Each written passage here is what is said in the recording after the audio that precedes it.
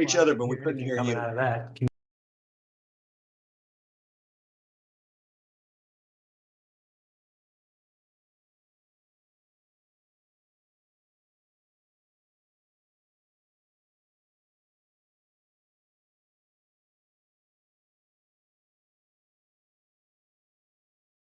Talking here. We've been talking. We haven't been able to hear Amy, you. Greg, is it possible that your mic is down low? Claire, could you say hello? Yeah, hi. It usually doesn't have to, usually 50%. Try again. Claire, Yeah, can you hear me? is it loud enough? I guess it's fine. Go 100%. Is it the laptop maybe that's microphone is turned down? It's a good question. Is there a chance that your audio system is having that lower than normal? Who are you talking to, Greg or me or somebody else? I can't hear. I mean, I can hear them. Can you hear me, Claire? Yes, All right, so Claire can hear me. Ann, can you hear me? It's just the monitor. and you're muted. Ann, you're muted. There we go. There we go. All right. Now. Ann is Can you muted. hear me now? Yes, Okay, we're good. Great. All right, Everybody's so we've been hearing each other, but we haven't been able to blah, blah, blah. fine. Yes. So the audio is good for everybody right now. Yes. All right. Okay, time to go. Here we go. All right, everybody, welcome to the October 9th regular meeting of the Midcoast Community Council. Kimberly, would you take the roll? Greg, Here, but I'm attending under provisions of AB 2449, both because I have a contagious disease and because damage to my right eye prevents me from driving. So I can't attend in person tonight. so we can do that. Scott is not here. All right, you told us he wasn't gonna be here. That's right. Yep. Dan Here, and are you attending also under AB 2449? Yes, I am. Claire, I'm here. I'm attending under the communicable disease thing, whatever that is. But I'm here. Gus Here. and Kimberly is here. Okay. All right, well, and under AB 2449, we have a quorum. Okay, great, then. Board of Supervisors report. Thank you. Take it away, Ray. It's good to be with you all. So first off, this weekend at Quarry Park, there's Quarry Park Festival. That's something that our office actually worked with the Parks Department to bring to this area. We're excited. It's the first year it's there.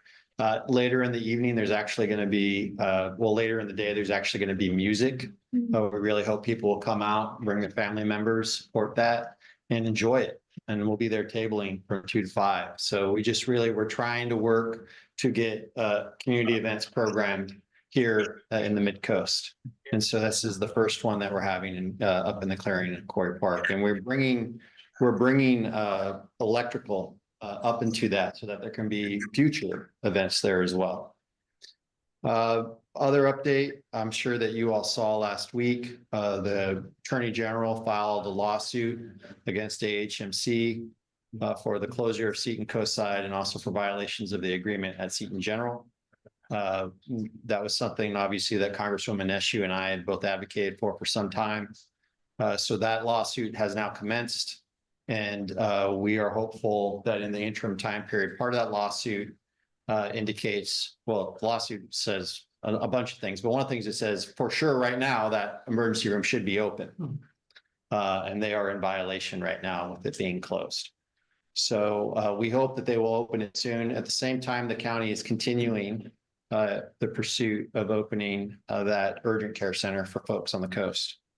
And so I don't want to get too far into the weeds on that issue because it is pending litigation now. I don't know if you all saw, but yesterday I got the board, I brought to the Board of Supervisors a resolution to ask the governor and the insurance commissioner to declare a state of emergency in California with respect to property insurance. Right now, the insurance commissioner is proceeding under an executive order of the governor to go ahead and by the end of this year, have a rollout of some new regulations regarding property insurance. But the problem with that is that according to the Little Hoover Institute, those regulations, even if reformed, wouldn't go into place until 2026. And so what the County of San Mateo has joined the County of San Bernardino, Placer County, Orange County, Shasta, and others to ask the governor to issue an emergency order so they can implement those immediately. We are hearing, we've actually had a number of people here in the Midcoast show up at my office for a forum we put on this issue, but we continue to hear from people about property rates and not just not home residential property rates, but business insurance rates going up through the roof. It's a real problem. And so we're hoping, and we actually did see the Mercury News covered it today, and we saw the insurance commissioner issued a statement in response. So we have their attention. And we hope that this movement continues to grow into other counties. Another thing that we passed yesterday that my office brought to the Board of Supervisors is an ordinance that I think is incredibly important. But one that want folks that might, I'm assuming a resolution that I think is incredibly important, but one that people might miss. And that is to bring adult changing tables to our parks and bring them to city centers throughout the county. We learned of this earlier this year of when we had interacted with some constituents. They talked about the difficulty they had with their adult children who have special needs, access and functional needs, and how difficult it is to go out with them into places and take care of them. And doing more investigative work for that, we discovered that many seniors face the same issue. And they're left with only being able to go the privacy of their car to try to change, which is just not acceptable. So we brought this resolution to the board yesterday. It was passed unanimously. We're going to see the implementation of these changing tables first in our county centers. And then we're also, the Parks Department will be meeting with the Disabilities Commission to put together a plan to start to bring them to parks. We're also saying on a letter to cities to please start including them in their general plans. Quick point of information. Do we know that this is recording? Usually somebody says, hey, we'll start recording. I know there's the video, but then I never clicked it off on the Zoom. Do we know, Greg? Is anybody start? Greg? Let me go ahead and start recording from my machine. Recording in progress. Thanks for asking, but PCTV also records these meetings, but as an insurance, I just started recording on my local PC. Thanks. It's okay. So for folks who want to hear the first half of my presentation, go to PCTV. Child Care Center, we are zeroing in on locations for the Child Care Center. Obviously, the one here at the El Granada Community Services future site that they have planned there has a limited time period left. We are working with the county center. We have 2 sites that we're looking at now, but it is something that's hot on the radar of my office and the county executive's office. We're looking to find that permanent location to bring that needed resource to the coast, especially in light of the fact that we're going to be losing one soon. So I just wanted to let people know who are out there who are concerned about it. It is something that we are focused on, and I talk about on a daily basis with the county manager. Morado Road repair. There was recently a meeting here in the Midcoast. Folks are not aware of that set out the construction timeline for that. Took a while to do that work to get that done, but the reason why is because it is extremely expensive, as we have found year over year, to do that road repair work. We wanted to make sure that the interim road repair work that we did built on follow-up road repair work that the county is pursuing with the Coastal Commission. Those emergency permits have gone through, or I should say, have gone through consultation with the Coastal Commission to make sure that everyone is in alignment. That being said, we cannot continue to repair Morado Road every year at the cost of $2 to $3 million. So we are looking for a long-term solution there. And I'm being very upfront with folks on the coast. That solution for the time being may actually result in that being permanently a one-way road, so that extra road can be taken out to help support what's there. There is utilities in that street and we need to protect those utilities. And so that's also something that's been of major import to the planning department as we've gone through that. Public Works Department, excuse me. Finally, I know it's going to come up with you all. County controller came down with really looked at the budget rules for PMAC and MCC. And candidly, that the tack that they're taking with those budget rules is I'm sure that they've come down to you. You've seen them. You get both get a set budget. They're putting in their requests to the county. County goes ahead and reimburses you, not necessarily reimburses you, but has to approve it for the expenditure. Now, I understand for folks that might be frustrating. It is the exact same process that I have in my office.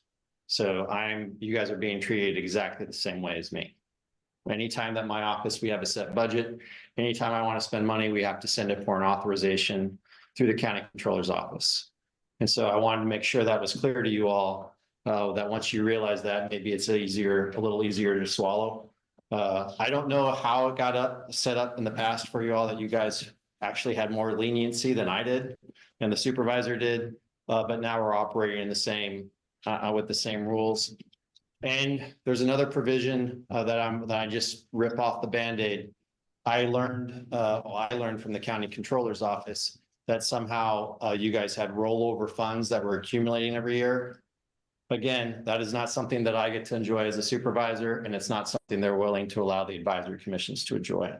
So those rollover funds, if you don't use your funds during the year, you aren't going to be able to keep them, is what I've been told. And that's the same exact rules for me. I actually don't even get to keep Measure K that doesn't roll over. So I hope that makes it a little easier to swallow, but I wanted to share that all with you up front. And with that, I'm available to answer any questions. Thanks for that great update. So I have three questions on three of the things that you brought up. Okay. The first one is the adult changing. I'm really interested in that, and I wonder if there are other types of services or accommodations that were discussed in addition to that would be helpful for aging seniors who have these kinds of issues or young people who need them. Yeah, so we work through we are looking right now, there's through recommendations that are coming up through Age Friendly and also through our Disabilities Commission. But this was not driven by either. This was driven by, frankly, constituents coming forward and saying we need help. And we dived into it, and what we discovered was that the state legislature passed a law a few years back that required event centers like Disneyland or the airport or San Mateo County Event Center to install these. Those installations have to be done, I believe, by 2026. And we thought, well, if it was good enough for them to have to do it, we really need to have this inclusion in other locations where the county government's located, in our city centers and in our parks. And so I sort of shortcutted. I figured they had a robust legislative process at the state legislature. Let's get this done.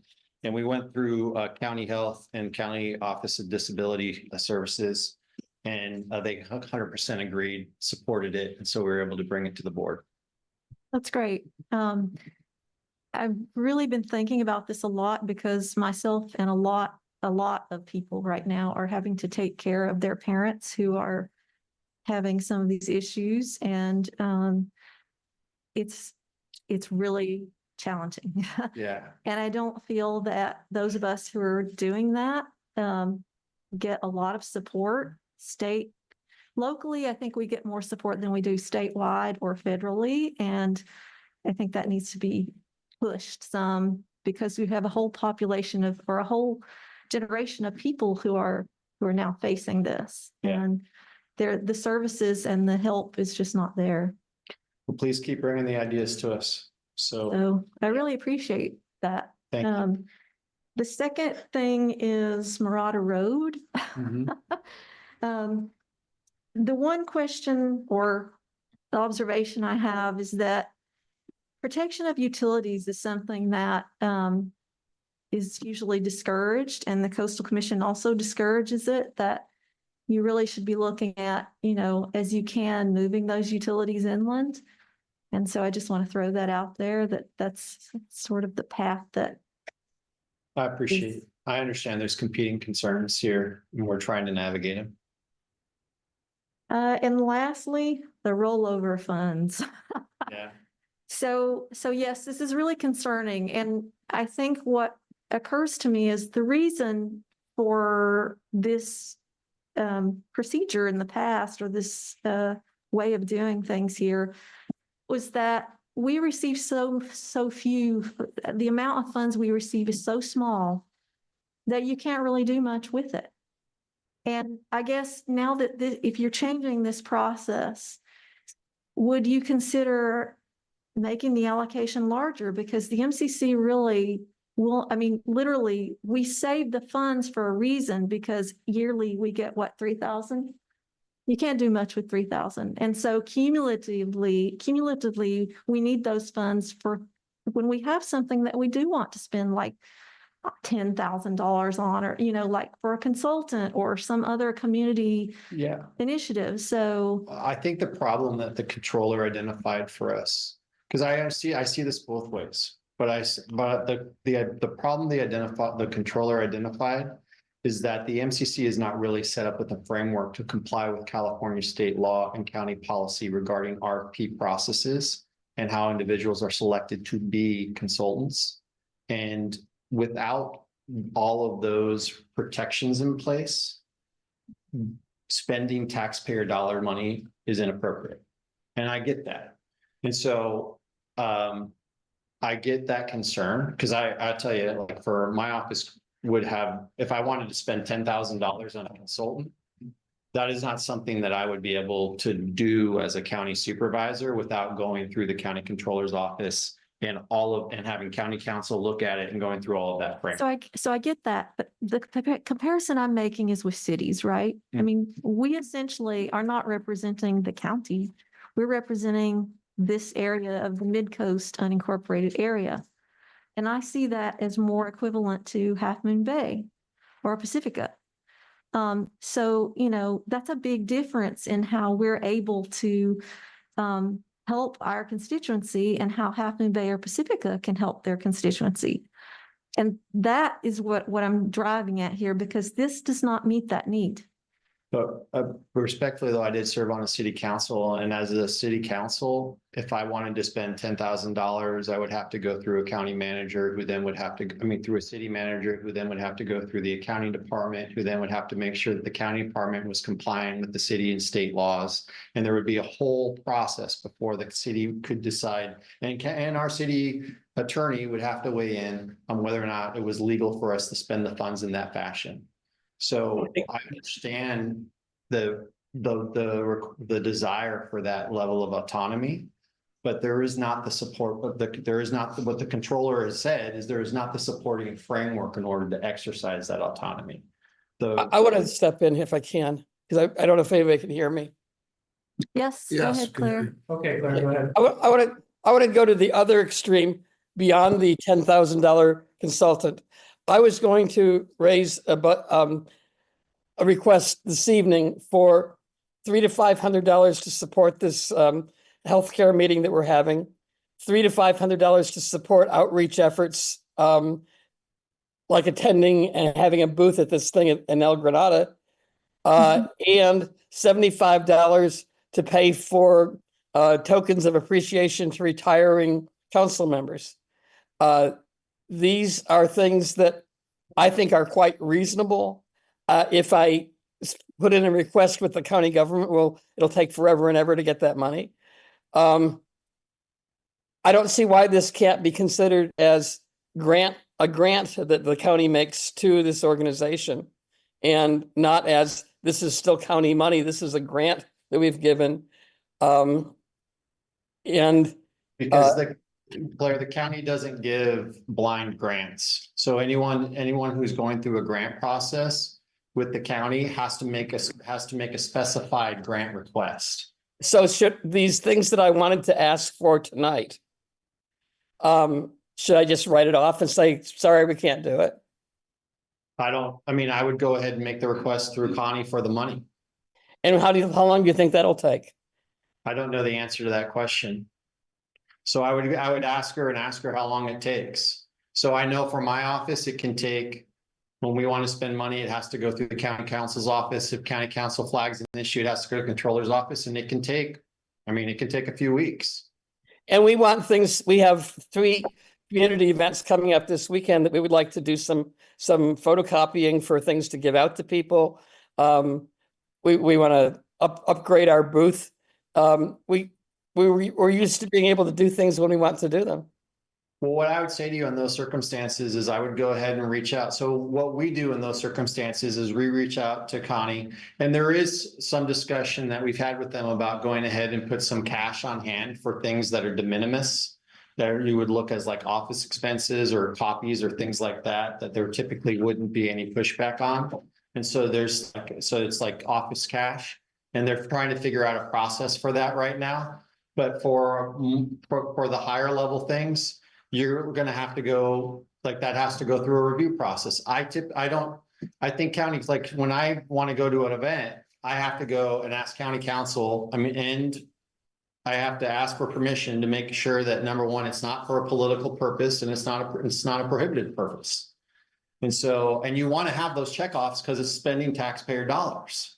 And so we do that, but every event I go to, we have to go ahead and put in a request that I'm going to it. They check the event, they check to see what I like, that I'm going to have a booth there. And is it can any way be construed as political? And then they sign off and say, it's okay. That's just the checks and balances for spending taxpayer dollars. I think But we you know, don't, we have no staff. We all work really hard. I think if we have to go through several more hoops in order to do anything, it's just going to handcuff us in terms of our being able to do what we need to do for the community. I think that we have to try to find that balance with Connie and with the controller's office in order to get you expedient answers. And you can ask them in advance, can we spend money in this way? And if they can't get the money fast to you enough, then you do the same thing that my office does. We go and get reimbursed. But we end up having to plan things out that we want to do, knowing this is the process, sometimes months in advance. so that was going to be my next question. So if we presented, for instance, at the beginning of a year, a plan of, anticipated expenses, we could go ahead and pre-submit them. Is that what you're saying? Yeah, what I would do is I would go ahead, what we do in our office is we have, Marisol would tell you, we have twice a year where we sit down and we go ahead and we map out all the events that we're doing in the next 6 months. And then we figure out, we say, okay, this is our list. We're going to go ahead and we're going to make some mills on these because we have fees we have to pay in order to have the booth there. We have, if I'm giving something out, I have to go ahead and have county council sign off on what I'm handing out, believe it or not. Like, they have to look at it and say it's legal that you hand that out, unless it's something that comes from another department that's already been through that process. I don't think we're opposed to adhering to the rules, even if they're cumbersome. But I do think a different way has to be found for this council to function, because we're already functioning with barely anything. And I don't think any of us are wealthy enough to just, cover random things like $300 or $400 on the fly and wait indefinitely to see if we will be reimbursed. So Yeah, and I wouldn't ask you to do that. So, and if there's something that's an emergency that comes up, contact me. You're advisory to my office. If there's something that comes up, reach out to my office so we can reach out to them and try to fast track it. But I'll tell you, we don't, even like, my office doesn't get very many things fast tracked. Like, I have a cutoff of this date is coming up. You get it in or you don't have it approved. I recently had that for example, this week I have Quarry Fest and I have something in San Carlos. Last week, middle of the week, I had a deadline to know what I was doing, or I wasn't going to get responses back in time to do it. And so I know we're like kind of in a messy middle on that.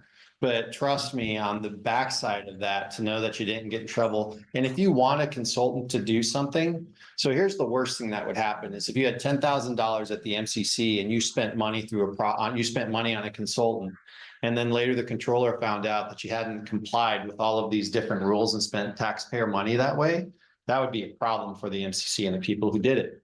So this really protects everybody as well.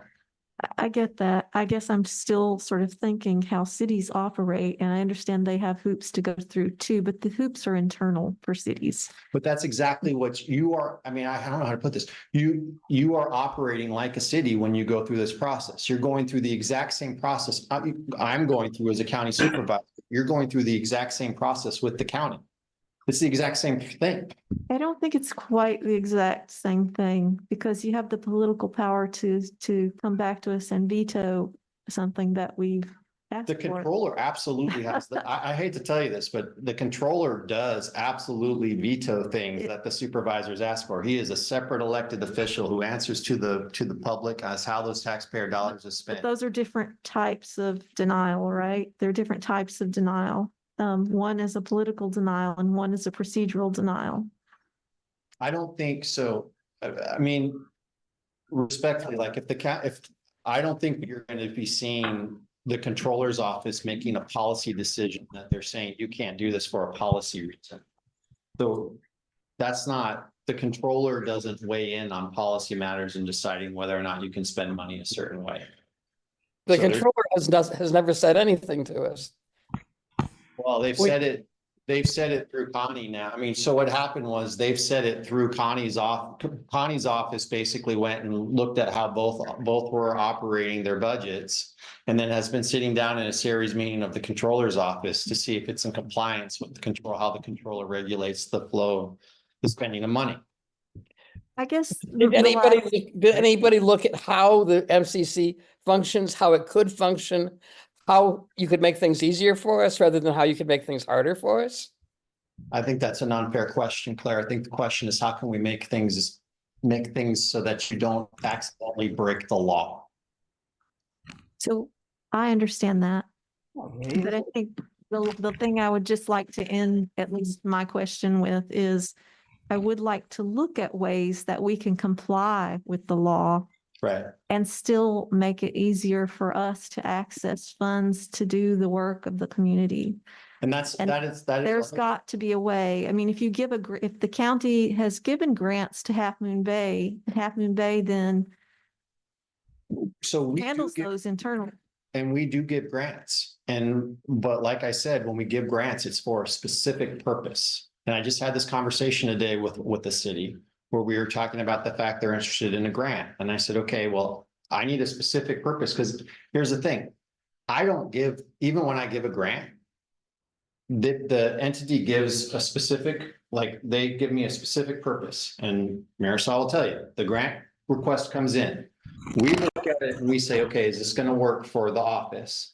And then I have to send it to county council and county council reviews the grant to see if it's legal for me to give the money. And then the controller's office might get involved in that, but that's not the end of it. After that, it comes back to us and then I have to go and show it to the board of supervisors. And all 5 of those supervisors and their offices may go through the same process and then decide politically whether or not they're going to approve it. So it really is like anytime we spend money, it is a robust process, even within the board. Well, Thank you. is there a, kind of piggybacking on this issue? I think historically, if there was anything significant, it was already planned, was already expected to be able to communicate with the supervisor on that expenditure. Yeah. In essence, it was pre-approved before it was taken on. Is there, it seems reasonable that, that there should be some level of number or amount that if there's any expenditures over that amount, that it will be expected, Right. that it would be pre-approved. And that's what we're doing. So that's the It's a lot more than you do. That's the office. Well, no, that's the office. So that's what we're trying to work out right now, because we agree, you need to be able to spend money on, like, have office cash. Everybody has the ability to have some office cash for things that come up, like photocopies and running the office. It's when you get into those other expenditures that we all have to go through an approval process, and my staff has to go through it every day. I'd like to just read for a moment. our bylaws, the first item, as far under the purposes, which was approved by the Board of Supervisors. To provide the community with a more effective means to express its views to the county of San Mateo and other governmental agencies on matters of concern to the community. But what's being proposed to us essentially will limit our ability to really function well. And I think there will be things that come up, whether it's an expense to go out and do some outreach or whatever it is. Historically, we've been very frugal. We haven't been. But no one's taken away your checkbook. They're just saying to you that you have to go through a process to spend the money the same way that I do or anyone else does in the county. No one's taken away your ability. No one's taken that away from you. They're just saying we have to bring you into compliance with how the county operates and the way it spends money. Do you agree it's going to be more difficult for us to, function because we're going to have to, a lot of the things that come up historically have been like last minute and kind of like spur of the moment. But now, everything has to be. I candidly don't know. I mean, my understanding is you guys have a pretty big and robust reserve that you built up. So I don't know how difficult it's been for you to spend money in the past, but I also know that you guys have had an adequate amount of money, obviously, that they've been giving you every year because you built a pretty good reserve. Yeah, we're our council's currently lacking mobile amp microphone systems. If we were to have to set up, historically, we've set up at some outside venues for larger events. That's definitely one of the things. We don't know, the cost of that. We had to put in this projector screen that you see hanging from it. That was part of the cost. But anyway, things come up. It's hard to know ahead of time. I would just put in, if you guys need an outside amp, so if I were you right now and you guys have expenditures like an outside amp and things you want, I would put in requests for them right now. Like I would just say, we need this. We should put in a request to the county that we want one. And I would take advantage of the county department to buy it. The same way I do, I would say, we need an outside amp. ISD source one through us a county contract, and we're gonna dedicate to come back to us and give us some quotes, then you pick it. If we were to get some outside, if we did feel that we needed some outside consultation, it seems like, where is that number? Because, for me, I don't have the time of the day to go over to the office and use the copy machine, use the printer. So I'm buying, toner out of my pocket. I'm buying printer paper out of my pocket in my home.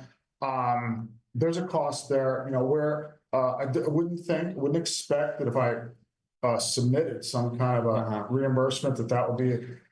It may get complicated because, how do you know how many, if it's commingled with personal stuff? I get that. I just don't want to go there because I don't have the time to go back and forth to the office. But, where does it stop? What's the, what is a reasonable number?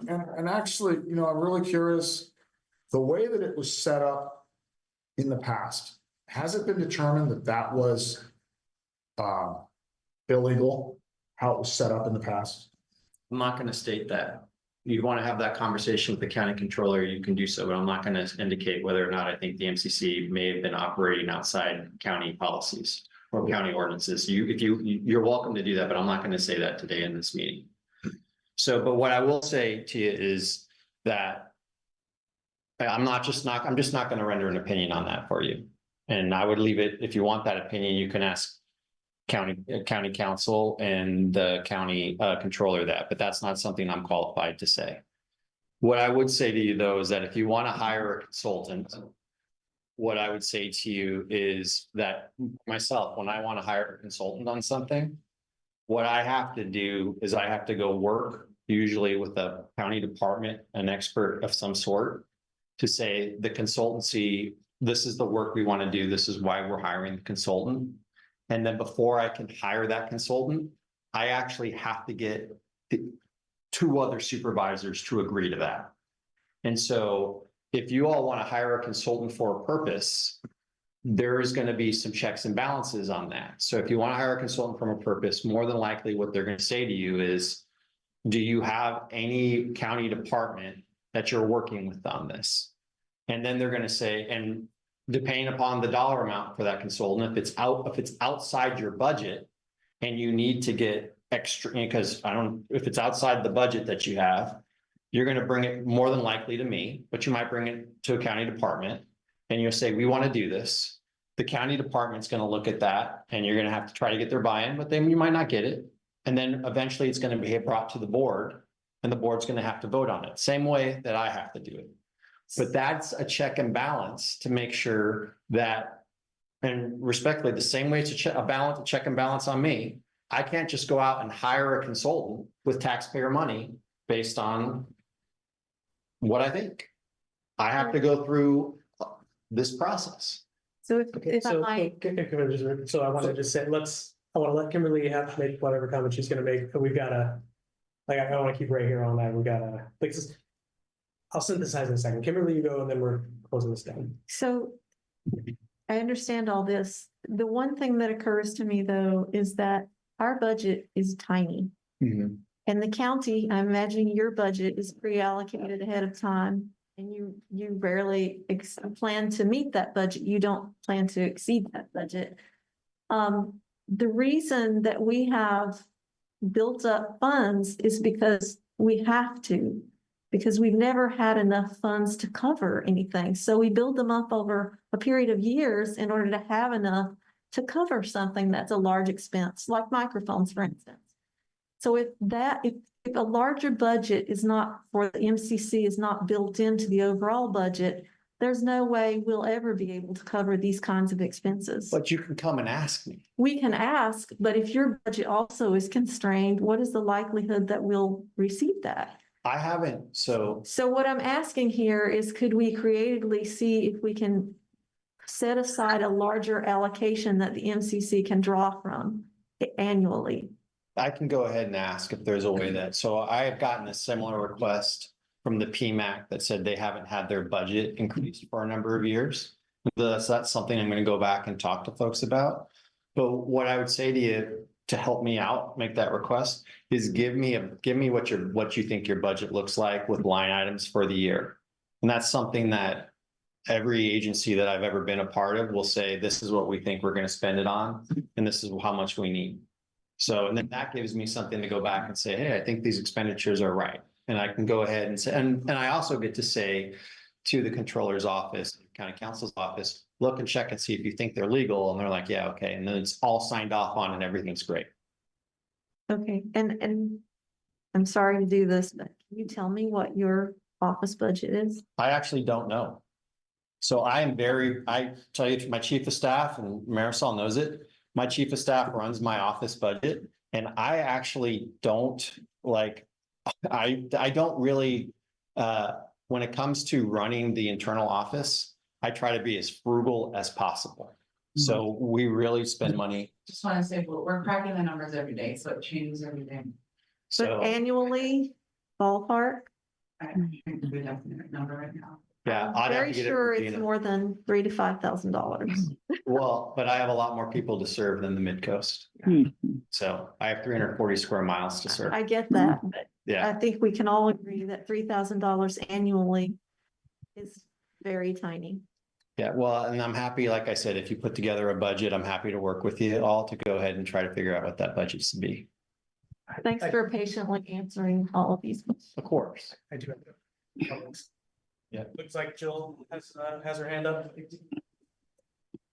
Mm, Jill, go ahead. I do. Thank you, everyone. So kind of on the same tangent here, I would just like to promote, I support, maybe you could find somewhere in your budget to give these Midcoast Community Council members some sort of pay. So I'm a board member on GCSD. I'm a board director, and we get $190 per meeting. And I was on Midcoast Community Council before that. And I have to tell you, the workload on Midcoast Community Council is at least 2 times as much, maybe 3.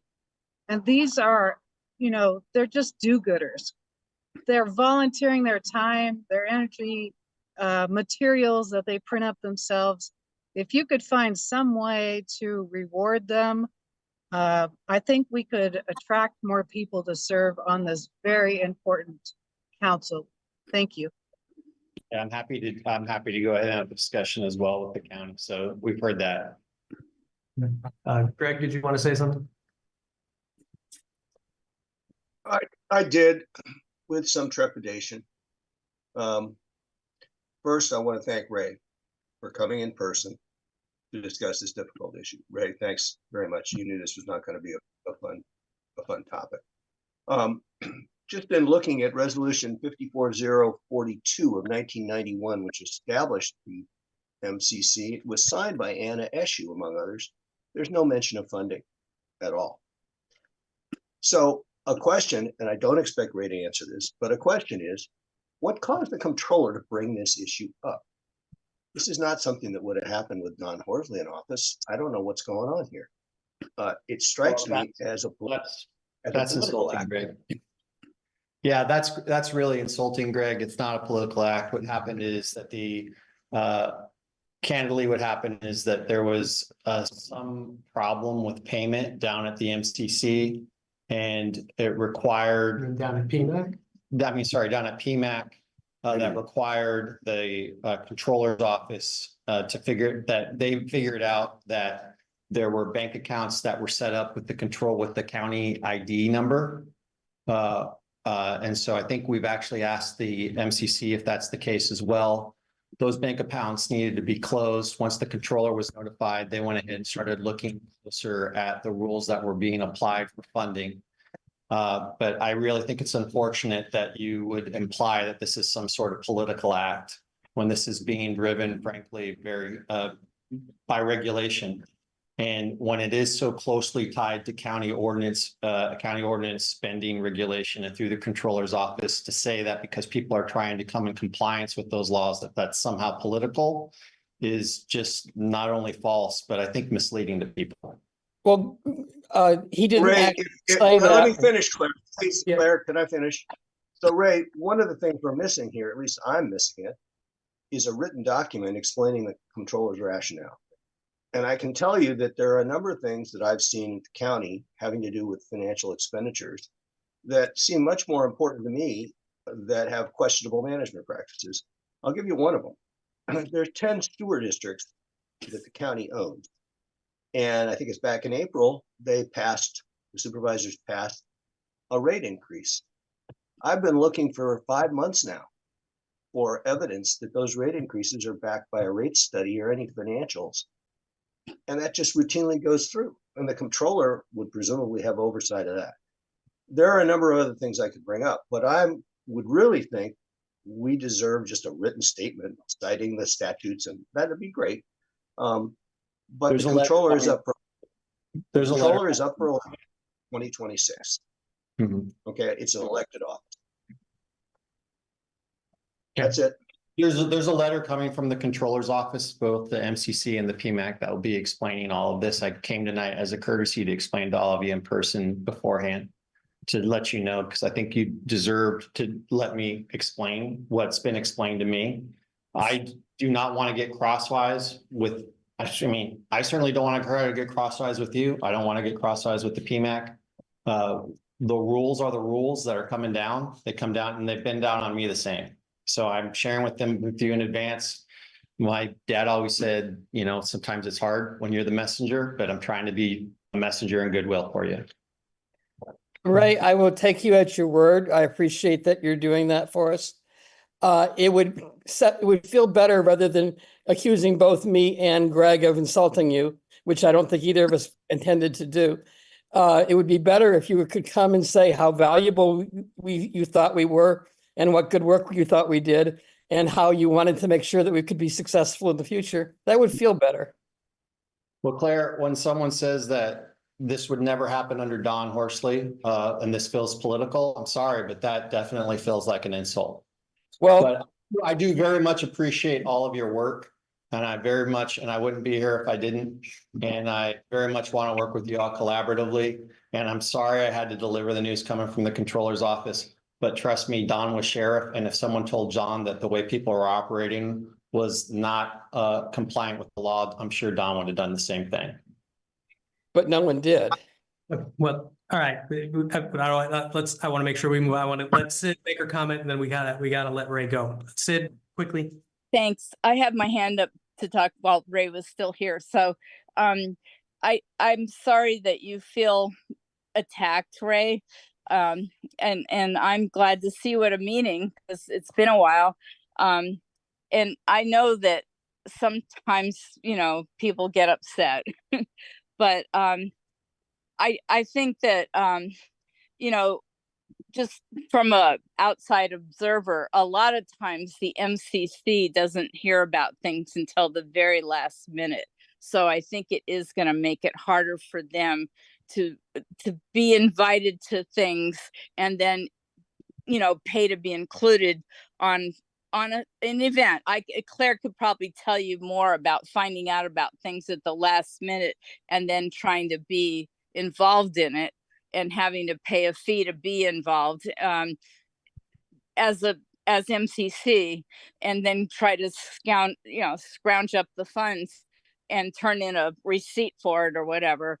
But we are usually the last one to find out about things. We're not always notified. So I hear that a lot when I'm listening in on these meetings. So I just want to stick up for them.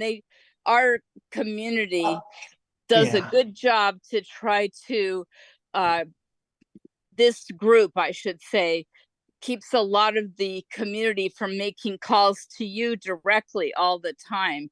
And they are a buffer. I think that's why Don Horsley had this group, is so that he didn't get individual citizen calls day in and day out. So it is a good group to keep. Yeah. And they do supply a good service and take up a lot of things. So I wanted to, try to play devil's advocate for both sides. Thank you. And I appreciate Sid. And look, like I said, I don't feel attacked. I felt that one comment was unnecessary, but it is what it is. I'm trying, me being here in advance to let you all know, was trying to let everybody know in advance so it wasn't a last minute thing.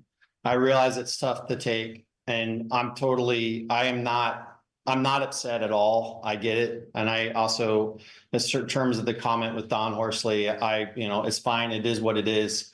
Like, I'm just trying to do what's right by y'all, and I'm trying to do what's right by the county and the controller and what they've indicated to me the law is. Okay. And so it's tough to share that, but I appreciate y'all. I appreciate your hard work, and that's why I'm here tonight.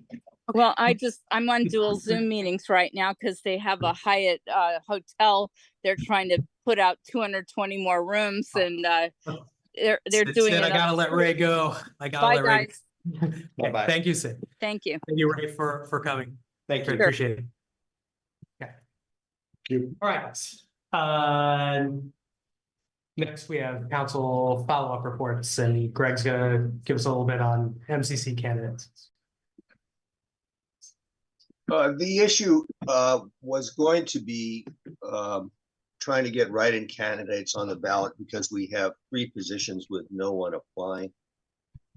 But I was able to talk to the county elections office just recently, and there is no possibility of putting write-in candidates on the ballot because the ballots have already been designed for printing, and there's no space on the ballot for the Midcoast Community Council, so you couldn't write anybody in.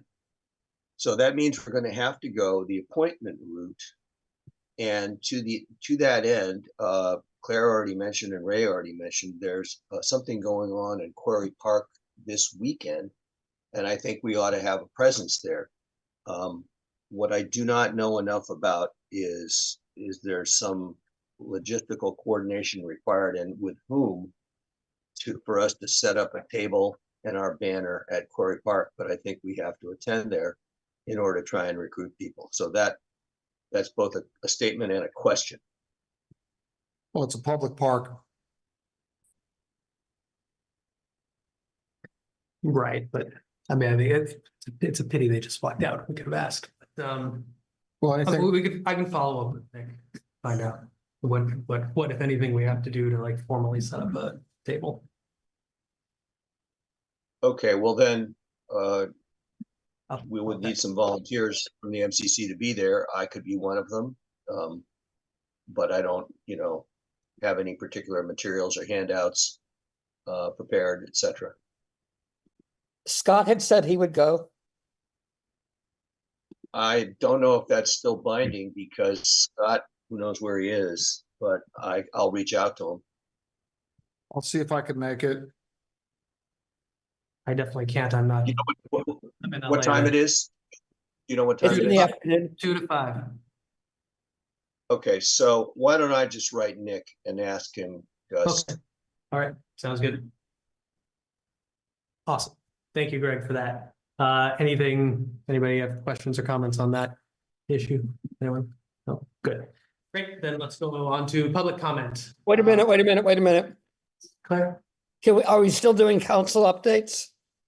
did you have one? I didn't Yes. see another. agenda. Yes. Okay, go ahead, Claire. As you know, the MCC has been a sponsoring member of the, I'm all flustered now, age-friendly healthcare initiatives. And there is going to be a community-wide meeting on October 29th at the Oceana Hotel from 6 to 8 to have a community conversation on healthcare access. We think it's going to be a big, important meeting. I was going to ask for some money to help support the meeting. I was also going to ask if we could possibly, I'll talk to Greg later, if there's any of our audiovisual stuff that we can use at the meeting. This is a meeting that's being sponsored by the Age Friendly Group. It involves us, PMAC, and City of Half Moon Bay, and is looking at what our options are for healthcare on the coast side. The county was originally going to participate. The county is no longer going to participate because they feel that because of this lawsuit against Seton, they shouldn't be involved in any way. That's fine. We can handle it without them. But I did want to let everybody know that they should save that date, the 29th of October. I think it'll be an interesting and important meeting. And I guess that's all I need to say right now. Okay. Anybody questions or comments for Claire's update? No? Okay, great. Then let's move on to public comment. Items not on the agenda. Does anyone have a public comment they would like to make? Going once? Going twice? Excellent. All right. Wait a minute. Should I still ask to amend the agenda and ask for money, or is that off the table? It's probably off the table for now. But I'll follow up with you about it after. All right, let's go to consent agenda, which is the minutes from July 10th. Would anyone like to pull the minutes from July 10th? Otherwise, I will accept a motion to vote on them. I move that we accept the minutes, Do we have a For- second? July 10th. Somebody like to second that motion? I second. Fantastic. Great, then Kimberly, would you take the roll? Yes. Gus, Yep. Greg, Yes, Scott. Oh, not here. Dan, Yes, Ann, Yes. Claire, Yes. and Kimberly's a yes. Great, excellent. So ready for that? On then to the regular agenda. First item up, good friends at PCT are here to tell us a little bit about what's going on there and how we can support them. Marty? Well, good evening, everybody. I just want to thank you all and thank Greg, because he was one of the speakers that spoke on this topic that I'm going to talk about tonight. But I thought maybe just for everybody's edification, I'll just give a little short primer on PEG. That's another acronym that's going to come into your lexicon here, and it stands for Public Education and Government Media. So what PEG media is typically is a television station that is broadcasts through cable, and it's typically funded by cable subscribers. So it's not a general tax. These are cable subscribers that will pay on their bill. There'll be a line item on the bill that says PEG fee. Okay, so what that basically means is that they're putting money toward what would then be something that the municipality, whether in this case the county, right, would collect, that then would go to fund these resources. Individual organizations and groups, special districts like the MCC also help to underwrite those costs by paying for us to be here, you know, so we can pay staff and so forth. So, but the problem that we're talking about tonight has to do with transparency, right? It has to do with the visibility. Now, I know that there are a lot of people that are maybe not even on cable anymore that are cord cutters. The monies that cable subscribers pay, the PEG fees that they pay, that then fund these organizations like PCT, also go to help us because we have to maintain a website. We got to do that anyway. We've got to maintain a visibility on the web and all the other things. Well, that also kind of supplements and helps underwrite, if you will, our ability to provide, even for those cord cutters who are actually not putting into the pot. So for all of you cord cutters, shame on you. No, I'm just joking. If you are receiving through our website or through YouTube or through some other, you know, Roku, Apple TV, if you're receiving our services, just understand it's cable subscribers that are paying for it. Okay. So, what the problem though has been that there's several problems with cable funding. I'm not going to get into all of it tonight, but I will say that writ large, there have been attempts by the cable industry to snip and get rid of community media. That, by the way, is another term that's bandied about other than PEG. And there have been attempts on the part of governmental agencies to take those monies and then reapply them towards other things. This happens all the time. Okay. What we're saying is that in this particular instance, the reason why Greg and I think maybe one or two of the others who are listening tonight were so supportive and so helpful. What we're saying is there's an issue with the visibility, right? With the transparency. And what I'm referring to is this. For those of us who do have cable, and on the coast side here, it's primarily Comcast, but in other parts of the county, they have Astound. Up in Pacifica, we also have AT&T. Are there any subscribers that get cable through AT&T in here? I'm just curious. Okay, feel free to speak up. But what happens is, what these cable companies do is they try to basically throttle your ability to see the channel. And the way they do that is that most channels now are seen on the HD spectrum. HD stands for high definition, and SD stands for standard definition, or what we affectionately refer to as oldie moldy. The old way to look at things, the very, very antiquated way to look at things. And so there's two problems. One is that the signal is completely inferior. Okay. So for example, if you're trying to watch a standard definition video and you're watching a program like what we're doing right now, and somebody wants to put up a PowerPoint or some sort of a presentation that has small little numbers and small little words on it, and you're watching that in standard definition on cable, forget about it. You're not going to see it. You're going to have to go to our YouTube or to our stream at pacificcoast.tv. That's our website, pacificcoast.tv, and look at it that way. Or try to get it if you're participating in Zoom through Zoom. But again, not everybody watches Zoom. Not everybody's participating through Zoom. A lot of people are getting it through television and through the other online mechanisms. But if you're watching through television, you're getting a much inferior substandard video signal. The second issue is that you probably aren't even going to see it at all. And the reason for that is because most of these cable companies now, and I'm talking about Comcast, I'm talking about AT&T. I don't have experience with Astound because I don't think that we're in, that we have any subscribers in that service area that are being serviced by Astound. But certainly for Comcast and certainly for AT&T, what happens is that they put you into another tier entirely. So for example, if I get a Comcast box, right, and I'm just watching stuff, I'm watching Channel 2, I'm watching, Cron, I'm watching all the Bay Area channels, those are going to be in a tier that is the HD tier. So that's going to start at the 700 channel designation. So from 700 all the way up to 800 and up is what they call HD. Now they have another tier now that is actually super high definition, right? So it's even it's a 4K instead of a 2K. So it's even higher definition.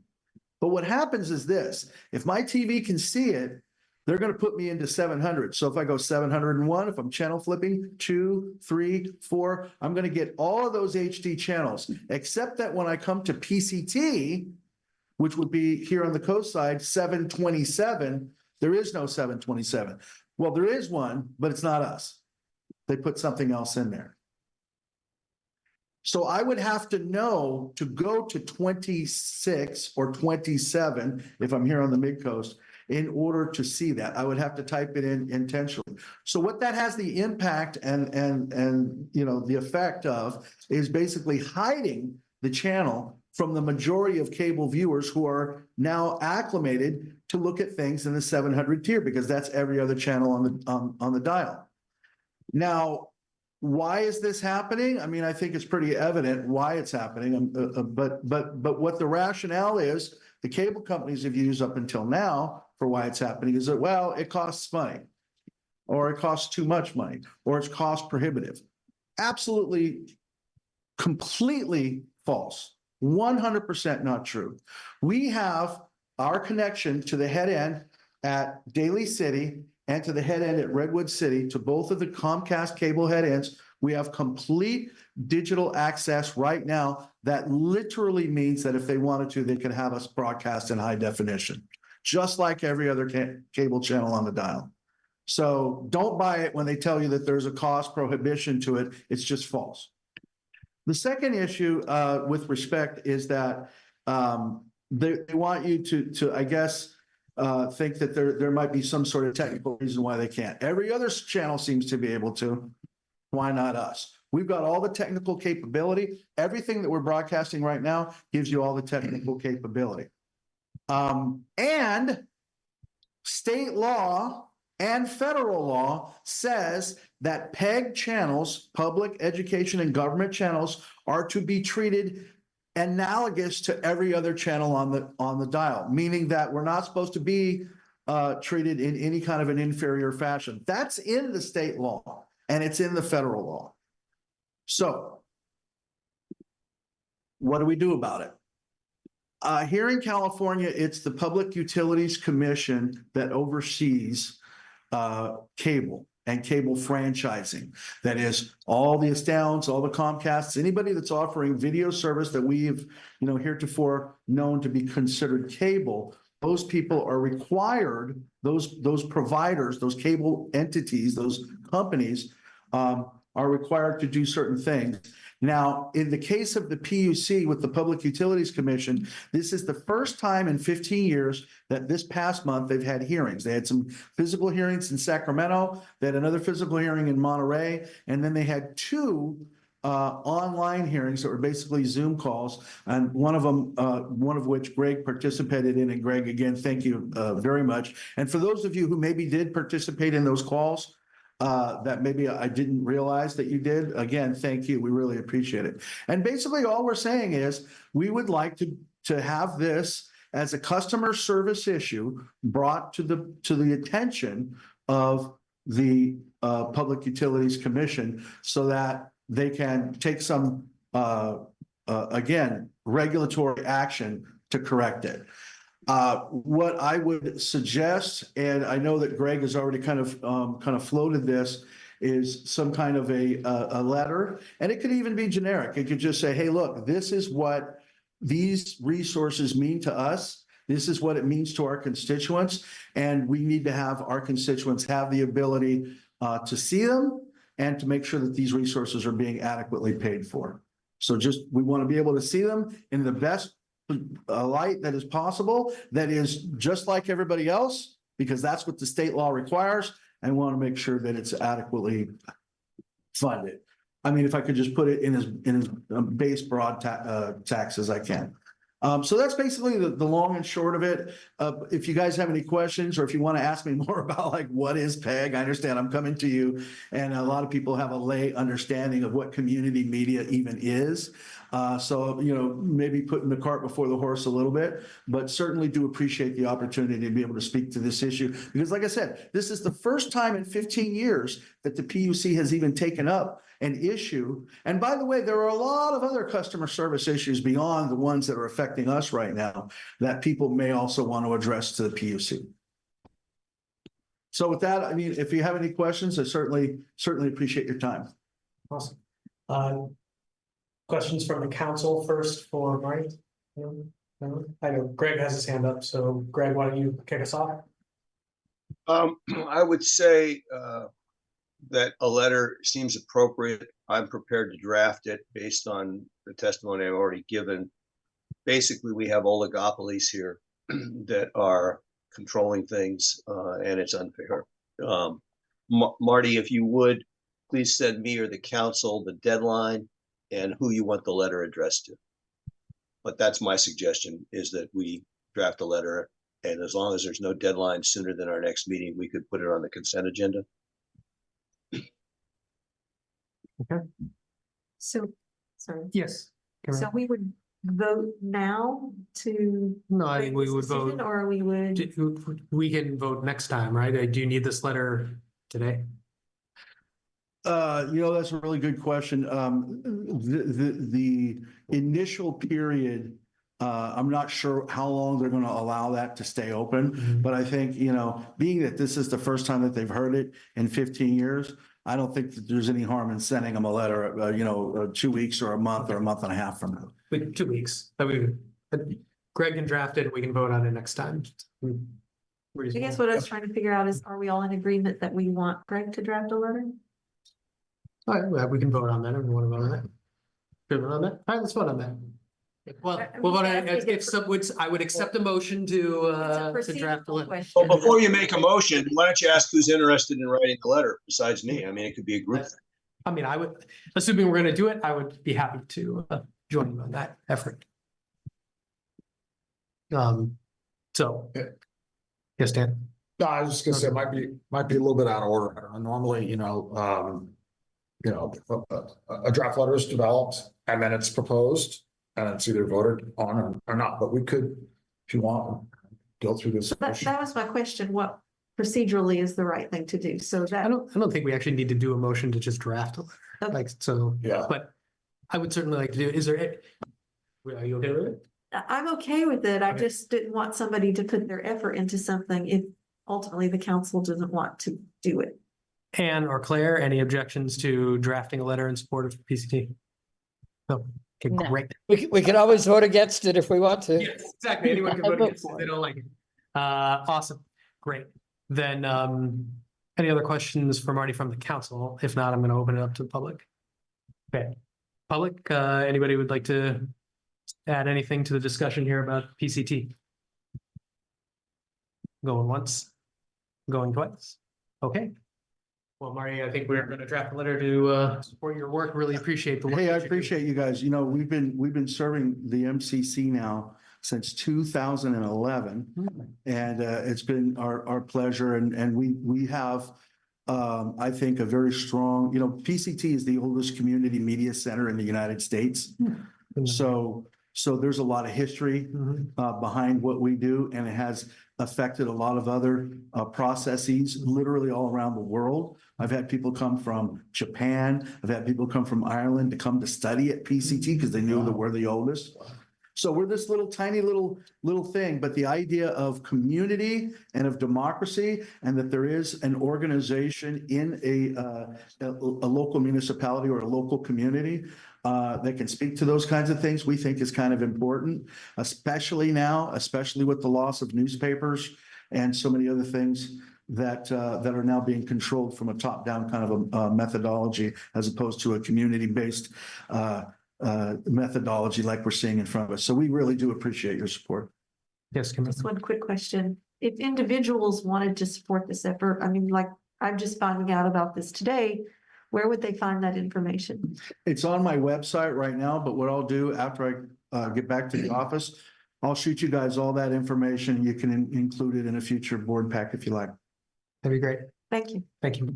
Thank you, guys. Appreciate you. Thank you very much. Great Have a good having night.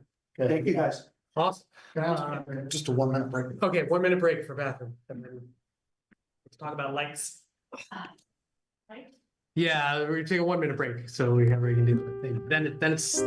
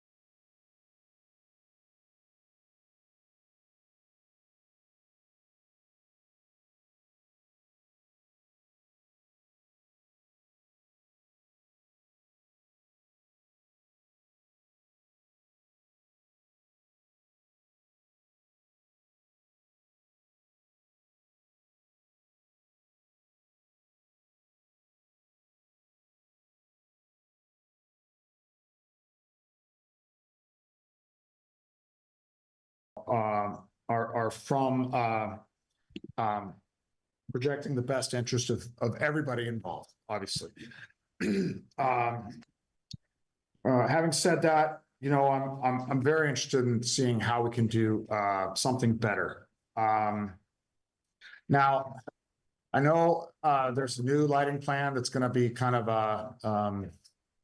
talked about. I want to start off by saying I know there's already a designated path for the egress, ADA compliant, required to have lighting. This particular route brings up a lot of issues, a lot of concern from the community. And, you know, we're probably not going to get through it tonight, but I would really like to see a full exploration, a transparent exploration, an alternative path possibly, through the school, property. I understand that there's some grade issues and there may be, a need to have, simple ADA lifts, which are widely, popular and available. And if you think about it, I don't know, it seems like a level of, making mobility within on the school property also better. The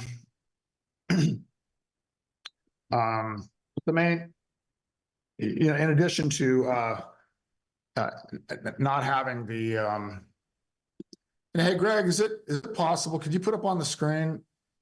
I sent a picture of the parking lot view and everything. Picture's worth 1,000 words. I don't know if you can do that easily or not. Just let us know. Photo of site in question, is that the email? Yes, that's it. Yes.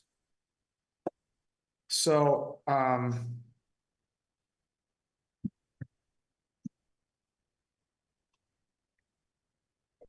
Give me a yeah, I'm second here. noticing.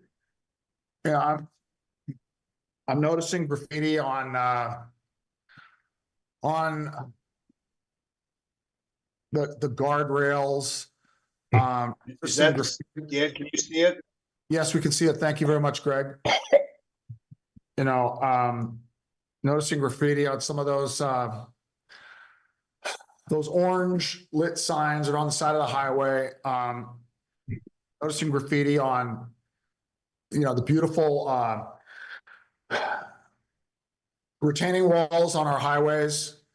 I saw graffiti on, I sent it out to everybody. It's the new bridge, the new bridge over the Meteor Creek, down on each level. That, so it's certainly I'm not a fan of it, but unfortunately it. So anyway, a potential for an alternate route. That some of the lighting on the side of the building could be used to actually light up the path. I find it at least it should be explored in a transparent way so that the community can kind of see, and of course costs and everything. What would be better? I don't know if anybody would like to respond to that yet, or before we go into the understanding the plan, the lighting plan. Amber? Yes, good evening. Amber Lee Alva, I'm the superintendent of Career Unified School District. So just for clarification, what is it that the council is asking for? We want to be good neighbors. We want to be good stewards. What is it you are asking for so I can help my staff plan? Well, we got a lot of requests from the community. And,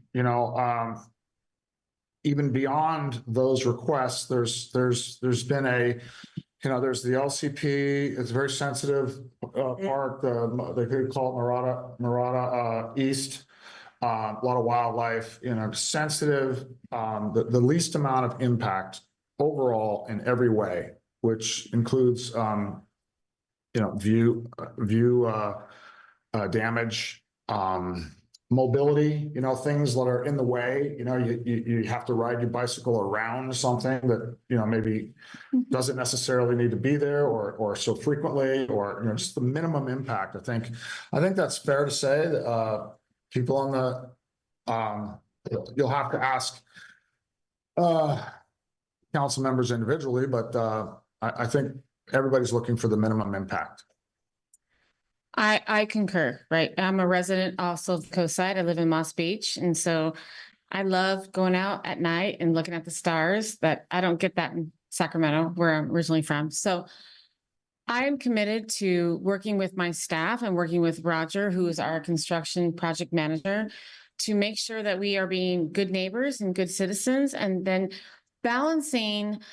Here's the dilemma that we face, right? We have to balance being good neighbors, but also making sure that our staff is safe. We have custodians that work until 11 p.m. at night. I want to make sure they're safe. Also, protecting our schools. We turned off the lights at one of our schools and we had some vandalism, right? So I want to make sure that our schools are safe and protected, but also being good neighbors. So we will continue to explore the lighting project. We're gonna kind of take a pause, to make sure that our lighting plan meets your requirements and your desires, along with our desires and our requirements of making sure that our staff is safe and our schools are safe. So I welcome any feedback, any comments. How can we help support your initiatives and your goals aligned with ours? Kimberly, you have a- I'm kind of confused about the process. So are we now, we're not at, we're. Would you just have a comment first? Well, this was an agenda item, correct? Yeah. Sorry. So, yeah. Am I out of line? I'm No. sorry. think so. Council question? Dan invited a question, and you answered it, so thank you, Amber, for that. Are we going to, Dan, just so I understand, is there gonna be a presentation of any information, or are we just asking some questions Well, here? I think that's a bit. Amber and Dan and Gus, if I may, if you want to go through the comments, I'm prepared to share, the evolution of the design and where it's at here, and the viewer and the attendees can see what the current plan is. I do want to remind everyone, in case they don't already know, that this process is definitely going through a CDP process. This is the second CDP on this process or on this project. And so the decision in early January of last year, the 25th, was we had a forum with the community, and the decision at that point was to remove the parking lot lights. And I know there's more to this discussion than just the parking lot lights, but it's to remove the parking lot lights and make the lighting, parking lot lights specifically, a separate CDP, so the rest of the project could proceed. And I really do appreciate the MCC working with us, because there was a lot of risk of cost escalation, and we were able to move forward, and it's been a very successful project to this point. But anyway, back to the point on the CDP, I'm ready to share drawings of what's taken place and where we currently are. And then I've also invited our lighting specialist with the electrical design team, who can talk about some of the lighting code requirements. Just so. Roger, can you please explain what CDP is? Oh, sorry. Yeah, so that's the coastal development permit, which is required for work in San Mateo County within a certain coastal area. And El Granada happens to fall within that area. And we're following all those design guidelines by the county. The county involves 13 different agencies, Caltrans, a number of different environmental agencies, including the MCC, for input on the project as it's being reviewed by all those agencies. And then that input gets passed along to me as the construction manager and the district, of course, and we address those questions and concerns, and have modified and modify them to make sure it meets certain requirements and needs. The tough part with the lights. Yeah, the one last thing is, the tough part with the lights is there are certain code requirements in terms of safety that we are trying to be mindful of. All right. Are there questions? Well, so what I think would be best is if we hear from, if Roger's prepared to present kind of what the current state of the lighting plan is. Why don't we hear from that, and then let everybody give feedback, and then. Okay. I'll make this. Excuse me, Roger, can I ask you one more question before we start that? You sent an email today that there's going to be other forms on this lighting in the future that I just learned about today? No, the only lighting that's is what's part of the second CDP that's currently being reviewed by the county. Okay, sorry. There is a forum that's planned for early November. We haven't locked down that date, but there's going to be a community forum scheduled in November on November 7th or the 12th are the 2 days we're looking at. And we're going to advertise that and get that out to the public once it's confirmed. So would it be fair to say that that would be a more in-depth kind of follow-up of what we're going to discuss tonight? Absolutely. Yes. Second opportunity. Okay. Oh, for sure. Yes, definitely. Just so everybody knows going ahead. Great. Yeah. Then Roger, why don't you go ahead and present to us? Okay. What the current state is on the lighting. Thank you. Okay. I'm going to share some drawings here. There's a couple different sets. So not just a couple sheets here. So I'm going to go ahead and share that and start with this one here. Can you all, okay, let me move this over here. So I'm gonna, this is Can you make it a little bit bigger, Roger? Make it a little bit yes, bigger. definitely. Okay. So this here is the El Granada campus. It's hopefully, can you see that okay now? Yeah. Okay, good. So this is we have Highway 1 going north-south here where my pointer is, and then we have Santiago Street right here along the side of the campus. This is the parking lot entry, and then obviously the main campus. This campus is visible from Highway 1. The original design showed, I'll just talk about the evolution here, showed 7 parking lot lights. 1, 2, 3, 4, 5, 6, 7. And then there were also 16 light poles along this walkway, 10-foot light poles. That was not didn't please a lot of people in terms of in the community. So that's where the decision was made. Let's modify this lighting plan and get it to something that's more reasonable. So at that point, we changed the design to remove, and this is so it could go through the CDP to remove the 7 light poles. So there's no lighting. This is the permit set for the CDP, coastal development permit, and there's no lights in the parking lot anymore. But however, we did take away the 16 light poles and change them out with bollards because that was just a little less visible. And these bollards would have the 2200 lumens lights, the bronze lighting. They'd be lower to the ground. It's quite busy, but this is, and I will have Shannon, who's with Omania Meyer, he's here tonight. He can talk a little bit about the lighting of this pathway, but that was what was needed to light up that path of travel to the public right of way. Part of this need with the DSA is to provide a walkway to the public right of way, which is what this walkway is. It provides a level path to travel, which was not available in the middle of the campus. So we had to circumvent it and go along here for that area. But we can expand upon that later. So again, this is for our CDP to go through, and no parking lot lights. Then knowing that we had to come back and do the lights as well, that we were going to revisit the lights as part of the second CDP, which is what's the paperwork has been received by the county, and we're planning the next steps for this forum so that we can discuss it. The latest design was, as you can see, this design showed building mounted lights here at Building D, the library, and then the bollards still there because that was part of the first CDP, and then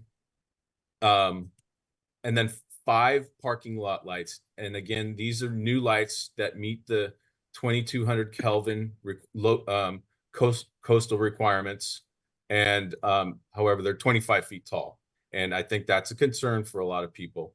So that's basically where the design is right now and being proposed to the CDP. I do want to mention that yes, the bollards are busy, and it could Shannon's not going to like me for this, but it could mean we look at the 10-foot poles again and see if that's really that big a deal with the proper lighting maybe the 10-foot poles are a little less of an eyesore. But the idea with these ballers was where they were low, they would light the ground. All of these lights are on a lighting control system, so they can be timed to turn on and off however the district and community come to an agreement with for. And so yeah, and then all this lighting is meets the MCC coastal requirements that's in the current design. Shannon, maybe you can talk a little bit about Excuse me, yes, excuse me, just a very fast question. Sure. Right near where the, if you could zoom in towards the handicap parking spaces. Yes. Yeah, that little point there. Is it not a fact that parallel trail, which is right adjacent to it, that is not considered a public right of way? Is that? Would you contest? That's a trail that's correct. That's the district helped build a connection to the existing bike path to tie that into the campus. But the requirement is you're telling us this ADA path has to terminate into the public right of way. Well, you got public right of way, right there. Yeah, that path. Yeah, that's not considered public right of way. It's to the sidewalks that's considered yes. Okay. Yeah. So later, I mean, if you don't have it in front of you now, I'd like to see the definition of public right of way. Sure. A part of that challenge, Dan, is that it's of course accessibility, and that slope is too steep to be ADA compliant. It's equally steep at the street where it terminates. Yeah, but I'm just looking for the lesser of two evils, but we can move on. Okay. I'm interested in asking questions about the light level. Sure. And we have a fixture schedule here. But hopefully Shannon, maybe you can elaborate a little bit on the lighting that's in place right now for the CDP number 2 and the light levels. Sure. Before you move on, Roger, I just want to make sure I understand the question. So you're looking for the definition of the right of pathway? Yes. Thank you. Okay, right of pathway definition. Yes. Got it. Thank you. It's the public access to the public right of way. The campus has to tie into a sidewalk, which is in the public right of way. But yeah, I'll get you that definition. Thank you. All right, Shannon, let me know if there's a certain drawing you want me to pull up, but this is the latest. Sure.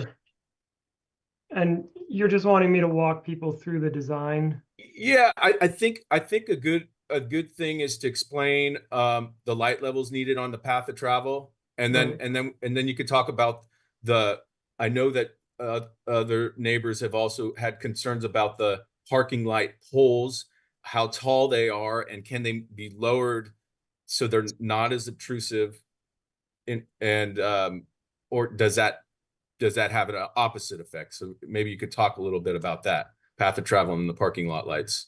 Sure, And- no problem. And shielding. Yeah, well, I think it's important for everyone to understand that there are 2 requirements driving the design at this point. One is a code requirement. And that code requirement is what Roger has spent most of his time talking about. The technical language is the exit discharge path from the building, which in this case is the new classroom building, which is down in kind of in the bottom lower left corner. So we have to get anyone who is in that building who goes out of an exit door. There's a path defined from every exit door to get to the public way. And along that path, there is a code required light level. I think most people who have been following this discussion are familiar with that. And initially, we lit that path, as Roger showed you, with poles that were 10 feet tall, and then they, have lighting on some arms that come up above them. which is a fairly standard way to light a path like that at a public school. It's unusual that we would use bollards like this because they're more expensive, for one thing. And also they don't provide as good security lighting.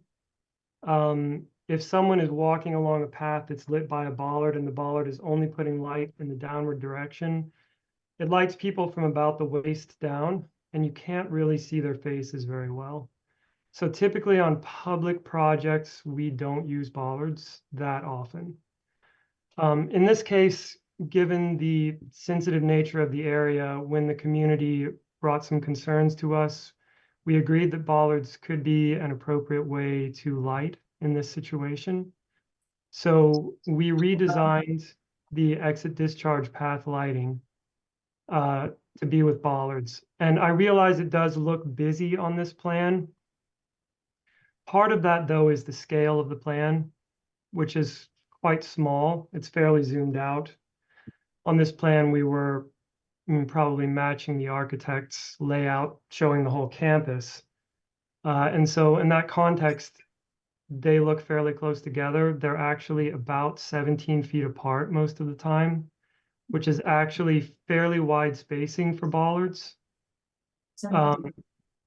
And, you know, we've kind of gone out of our way to try to find bollards that meet all the requirements that the community had asked for, as well as having really good optics so that we could space them as far apart as possible.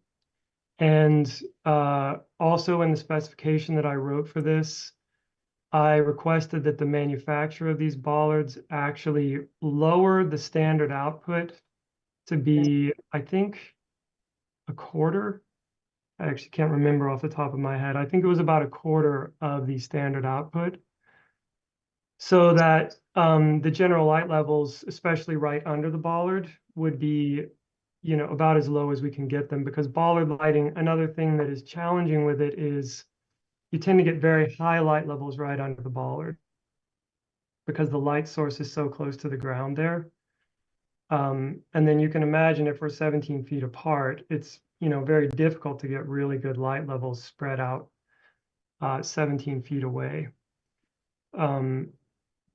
So we've come up with a design here that meets code, and we're hoping is the most sort of reasonable response we can have to all of the community's requests. And Roger, my understanding that we actually have a permit now for this bollard layout.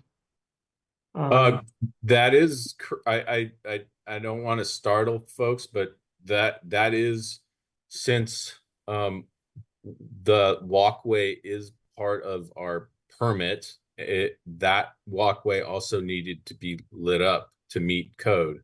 So that is currently what our permit reflects, is these bollards. Right. No parking lot lights. So I just Right. want to make sure that, yes, we're meeting code. I don't want to exceed what code is asking for. I want to do the bare minimum to meet code. I want to take into consideration that we live on the coast side. It's a very unique situation. I mean, we've got the corridor, the coastal pathway, and also something that DSA does not take into consideration is we have fog, okay? Living here now, I'm trying to get used to fog. I don't like it, but fog has an impact on lights. And that's something that DSA does not take into consideration. Fog, to my knowledge, correct me if I'm wrong, people, but it kind of illuminates the light. Like it makes it go farther than what it would if there was not fog. But it lights up the humidity and the. Thank you. Okay, I don't know the technical term. All I know is fog makes it brighter.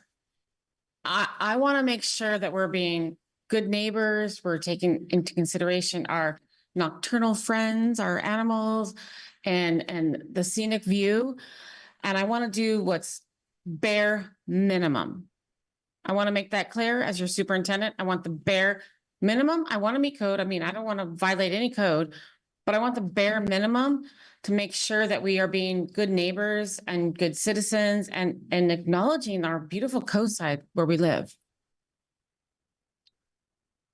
I got a question, Roger, for the lighting designer on the code. Sure. Okay, so,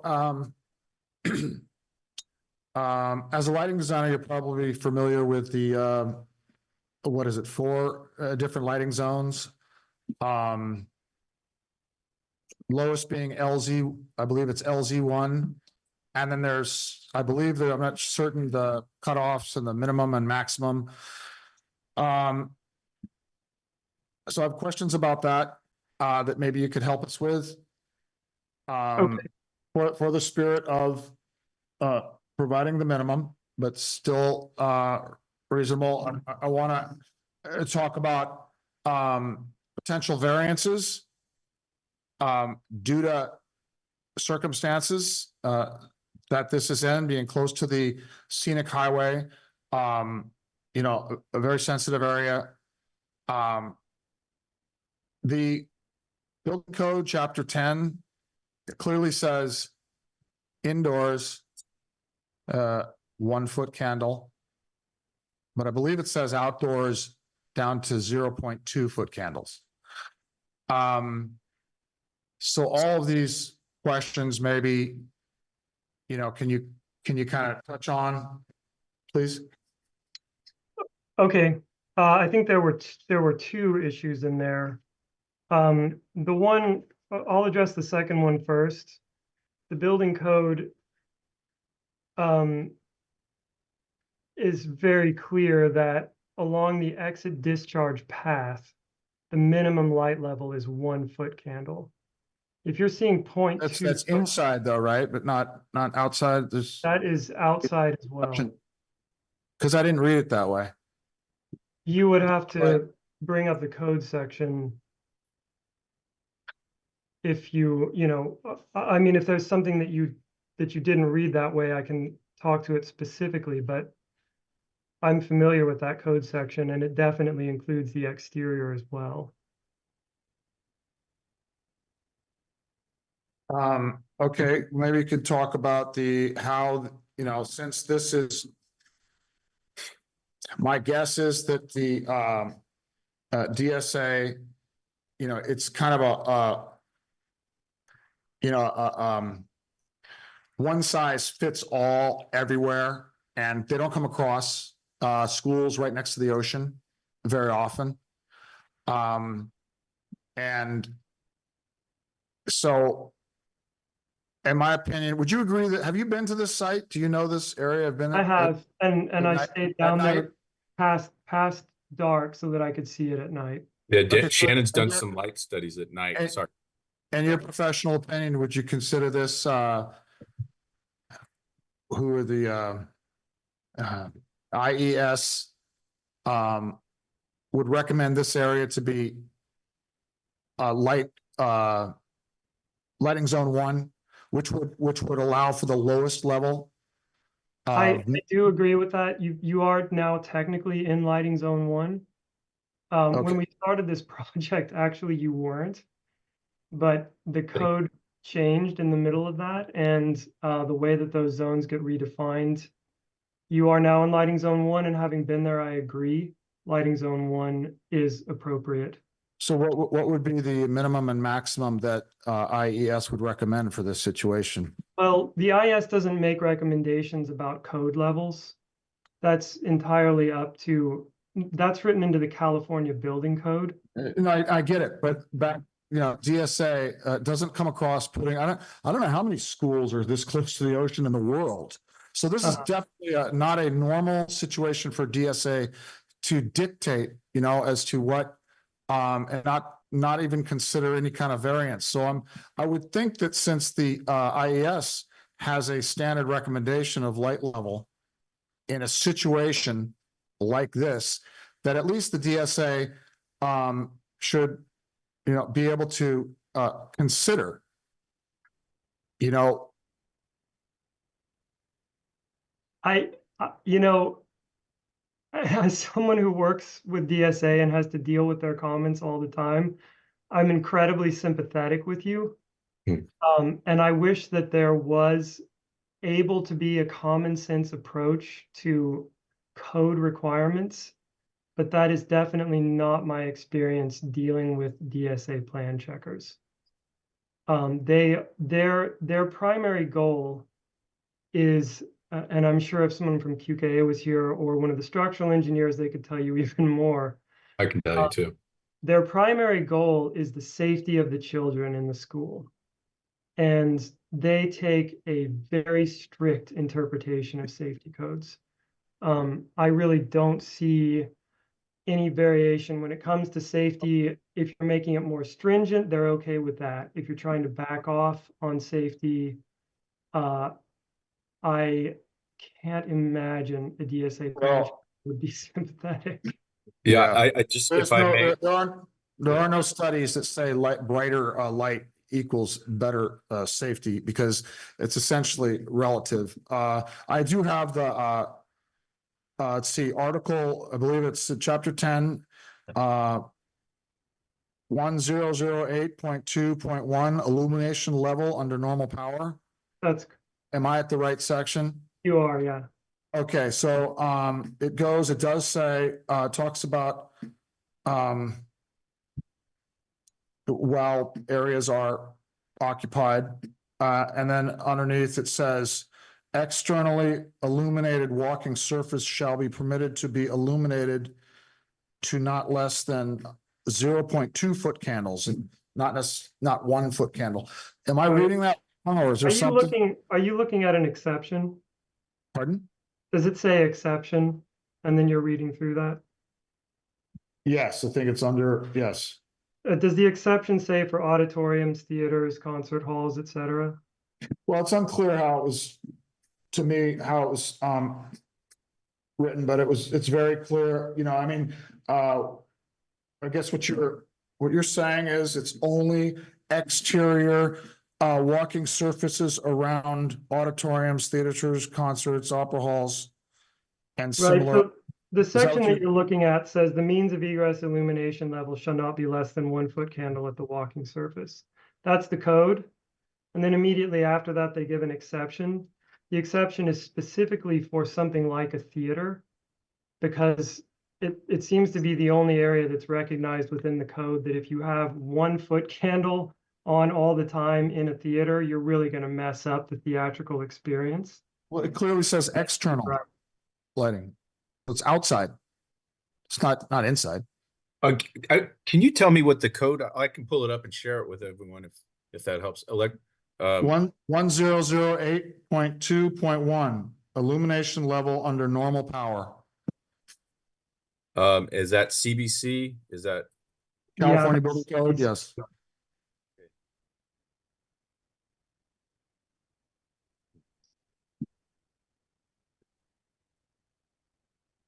I'm sorry, 1008.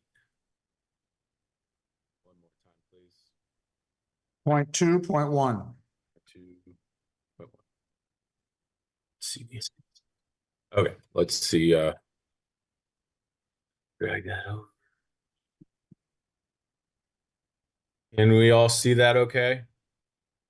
Well, we're seeing Not the seeing the diagram. Okay, let me switch that. Okay, here we go. So here, I think you said it was 2022 building code, is that correct? I will make sure that's the case.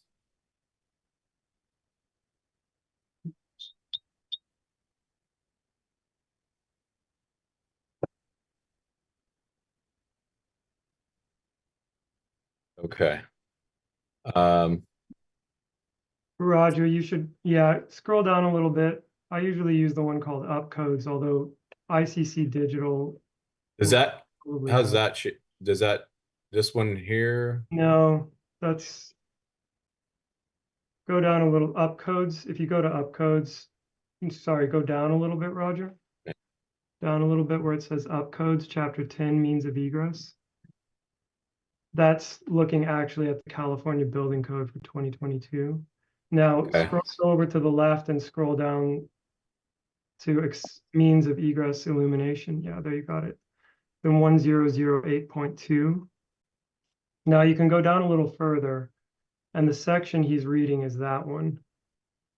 2.1 shall not be less than 1 foot candle. So then there's an exception.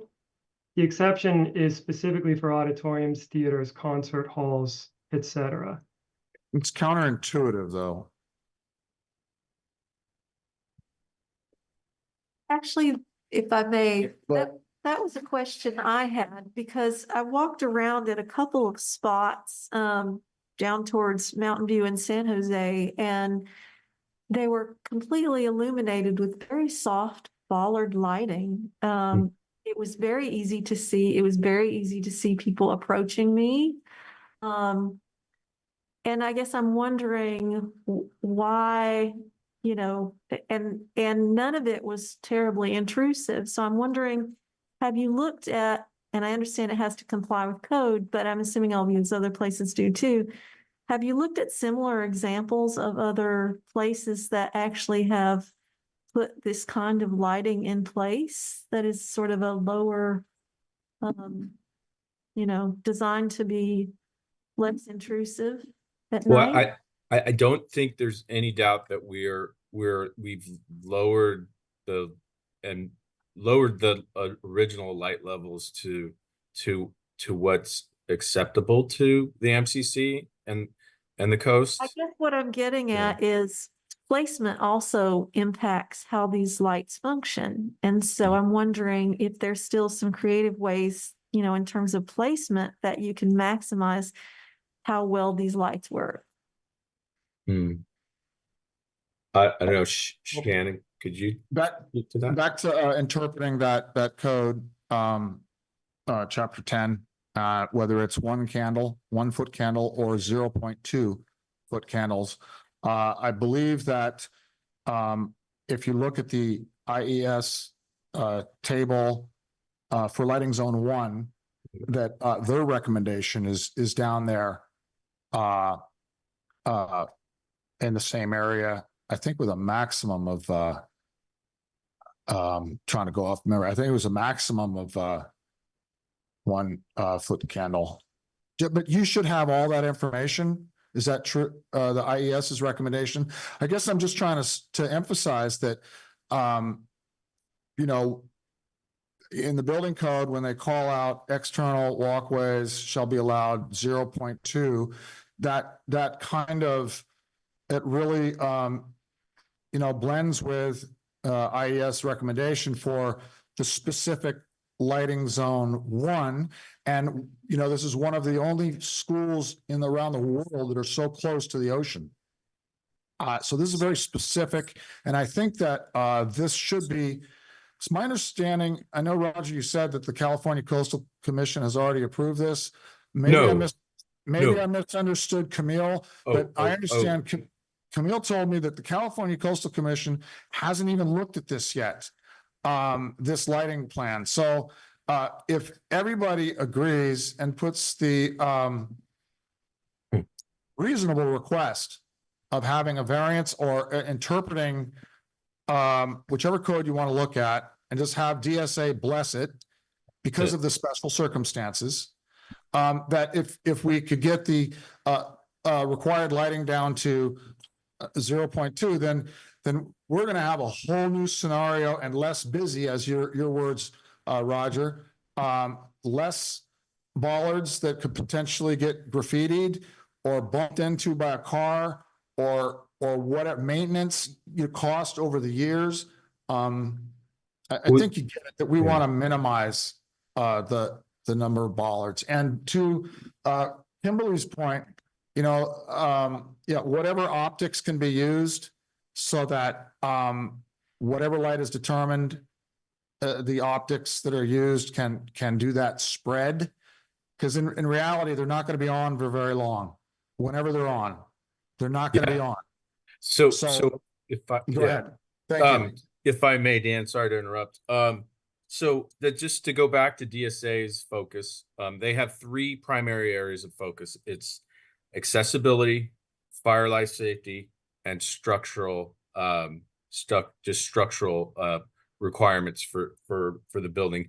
In that accessibility section is is where the lighting for the path of travel comes up.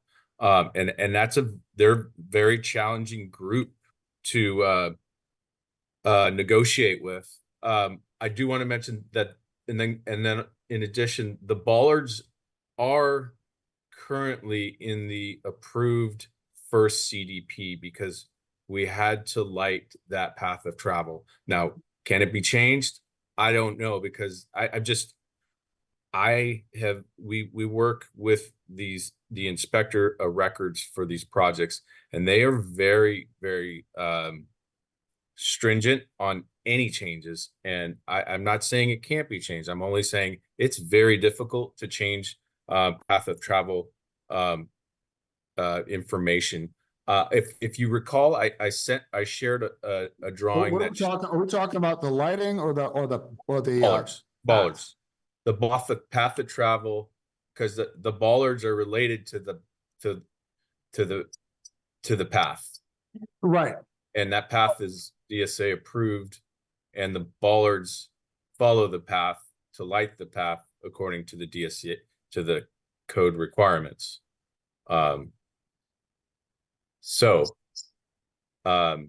anyway, if you recall, I showed a drawing that showed the 16 poles. That was part of the design at one point. 10 poles in lieu of 49 bollards. 16 10-foot poles instead of 49 bollards is maybe something to revisit, because they're definitely would be a lot less of them. And they, they're dark, they're bronze, they light, they meet into the environment, they blend in. They're not such an eyesore. But just something to think about. Okay, so I guess I'm hearing you say you're unwilling to work with the architect, the DSA, to consider the special circumstances and the 0.2 foot candle section of the code, along with the IES recommended level for an area of like this lighting zone 1. You're not willing to push that up the channel? Is that Dan, I'm not saying I'm not willing. I'm saying it's extremely difficult to change. Yeah, I understand that, because that's the fundamental question, because if that lowered, then we're having a whole new conversation about the number of bollards or, the height of the poles, et cetera. Are we ready to do other council questions now, Dan? Can we move on to that? Or do you have more information that you need to present, Roger? Or one last thing I think it's worth, we didn't get there yet, was the parking lot lights. And there were 7, it's been reduced down to 7. There were 7 down to 5. I know there's a major concern about lighting up the parking lot. Shannon, maybe you could talk about why the lights showed up in this project, and the design teams kind of their standard practice with this application. Right. So the parking lot is a different area than the exit discharge path. The exit discharge path is code required. There's a code that we just read through that defines the light levels that we need to have along that path. There is nothing in the California Building Code or any other code that is applicable to this project that says, here are the light levels you have to meet in a parking lot. We can't open up a code book and find those levels, not anywhere that I'm aware of. But it is an industry standard to light parking lots. It's also something that DSA expects us to do, just as a basic, standard of care and a basic level of safety at a public building. We have never not lit a parking lot in a situation like this on any project that we've done. And I'm not a licensed engineer, but a licensed engineer from our office signs these plans. And they have serious concerns about liability if they just ignore industry standards and ignore the recommendations of the IES. So we did initially show no lighting in the parking lot for the first CDP because it was my understanding, Roger, that we knew that it was kind of a separate topic, and we wanted to split the lighting up into 2 phases so that we could really address the code required issue first, and then come back to, what standard of care we need to have for the parking lot. So at this point, what we've proposed is reduced. We are kind of hitting the very minimum levels that the IES recommends for parking lots. And I chose to continue to use 25-foot poles. Roger and I had a quick dialogue about it, but one thing that happened in the application for the previous CDP, the previous permit, was we were specifically not allowed to direct any lighting towards the neighborhood. And in order to go down to a significantly lower pole height, we would end up needing to have 2 heads on the poles that are in the middle of the parking lot there, the 2. And one of them would end up being aimed, one side would end up being aimed back towards the neighborhood, which makes it extremely glary.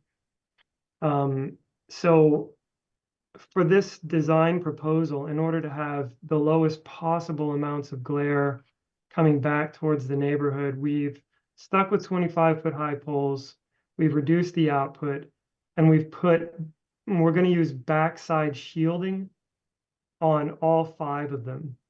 So if you're standing behind them, they will be not very bright at all. I don't know if anyone's sort of familiar with this or has looked up at some of the newer LED lighting that has backside shielding, but they put little shields on the back of every single diode. And it means that where you want the light to go is unshielded. We get the light levels that we need. But if you were standing in front of it, looking up, as you kind of walk underneath it and then turn around and look back up at it, at a certain point, the shield would start blocking the light and the light levels would go down very low. Roger, do you happen to have the photometric calc? Yes. Yeah. You can see that reflected in the photometric calc. Within the parking lot, the foot candle levels are, say, 1.3 to 1.4 immediately in front, and 20, 30 feet away, they're down around 0.6. But behind, they get down to 0.1, just right in the roadway. Right. And then beyond that, they're so low that our photometric software doesn't really register it. You might still see a little bit of glow because they're against a black sky. You might see a very small amount of glow, but from the neighborhood side, there are a lot of other glowing objects that will be much brighter. And Shannon, based on what you're showing, like basically it's only about 3 to 4 feet that there's that 0.1 of light, and definitely by the middle of the road, there looks like nothing. It's gone. It's essentially, it's less than moonlight for sure. Like wow. a full moon, it's going to be less than that by the time you get to the middle of the road. There's a street light on that corner also that I guess your photometric doesn't include. No, I didn't put anything else into the calc. That would have kind of messed it up because it would have shown actually pretty high foot candle level. Right. I did take some measurements of that with a photometer when I was out there. So I have a sense of what the light levels are in those areas. And the particular lamp post also is completely unshielded. So since you put photometrics up, can you zoom into the path with the bollards and explain to us, why some areas, are brighter than what you're saying should be a minimum of 1 foot candle, but there's so many areas that are far above 1 foot candle. Can you touch on that, please? Sure. The bollards themselves, and again, like I was saying, this is one of the reasons we sometimes don't like to use them, immediately below a bollard, the light levels are always going to be higher. So as the light spreads out, and I was aiming for about a 17-foot spacing. So what we need is to have about, half a foot candle at either side, so that when it overlaps with the bollard that's next to it, we get 1 foot candle with contribution from both. But that distance away, which is something like, I don't know, 8 feet away from the In bollard, between, right? we're looking to get half a foot candle. But in order to do that immediately under the bollard, it's going to be more like, it could be 3, 4, maybe even 5 foot candles. And there's Depending on the optics, right? Well, yes, depending on the optics, but that's still kind of a physical factor that we are going to deal with these optics no matter what. I'm not really aware of any bollards that have optics that have perfectly even light. Well, and Shannon and Dan, as you can see, here's an elevation of the fixture. It shines straight down, I mean, it shines down. There's going to be either a circular or a kind of triangular ray to it, but it is shining down on the ground, Right. which you probably know, but just worth mentioning. But the optics changes the angle, how far the light goes out from left to right. That's right. Correct? Okay, I don't think, maybe we shouldn't burden the community and too deep into these details. I think the chair would like to see things kind of move along, and maybe, I don't know if Amber has any, I'm sorry. It's fine. Amber, like anything said, we're gonna go to public. So I just want to say, I've heard your concerns and I will address that with my team. And we are not unique. I just want to say, I've been administrator of a district that's also on the coast, down in Seal Beach, like literally on the beach, adjacent to Joint Forces Air Force Base. So there are unique situations, and I'm well-versed and prepared and qualified to lead this. And I have heard your concerns, and I will address this with my team. We're gonna have the people in the community give them a chance to say something. Absolutely. There's also, I got one of the emails came, they asked to have it read into the, maybe Greg can do that. Yeah, so I want to do council comments first, and then we'll do public comments. And I want to frame it by saying, first of all, you guys, I really appreciate the detailed information you brought here tonight. Frankly, my takeaway from it is that you guys have actually done a lot of work to try to incorporate the feedback that the community has given you so far. I mean, we get to the point where like, okay, half foot candle here and half foot candle there, so we can come together to get to 1, which is like the minimum that you need. Like, I feel like you did a lot of work, and I was impressed by that. That's what I have to say about it. Now let's go to council comments. I want to let Greg go first on the Zoom there, and then we'll come to Kimberly. Thanks, Gus. And let me just reiterate, I appreciate the accommodation you've been making to coastal zone priorities. And I was hoping removing the light poles, but continuing the proactive cooperation we had with CUSD previously, it's great. If it's possible, a visual depiction of the look and feel of the site with the lights on at night would help in your November meetings. I did have some detailed comments about a document titled E-8.1 with the DSA back check date of June 23rd, and I believe that's what we just looked at.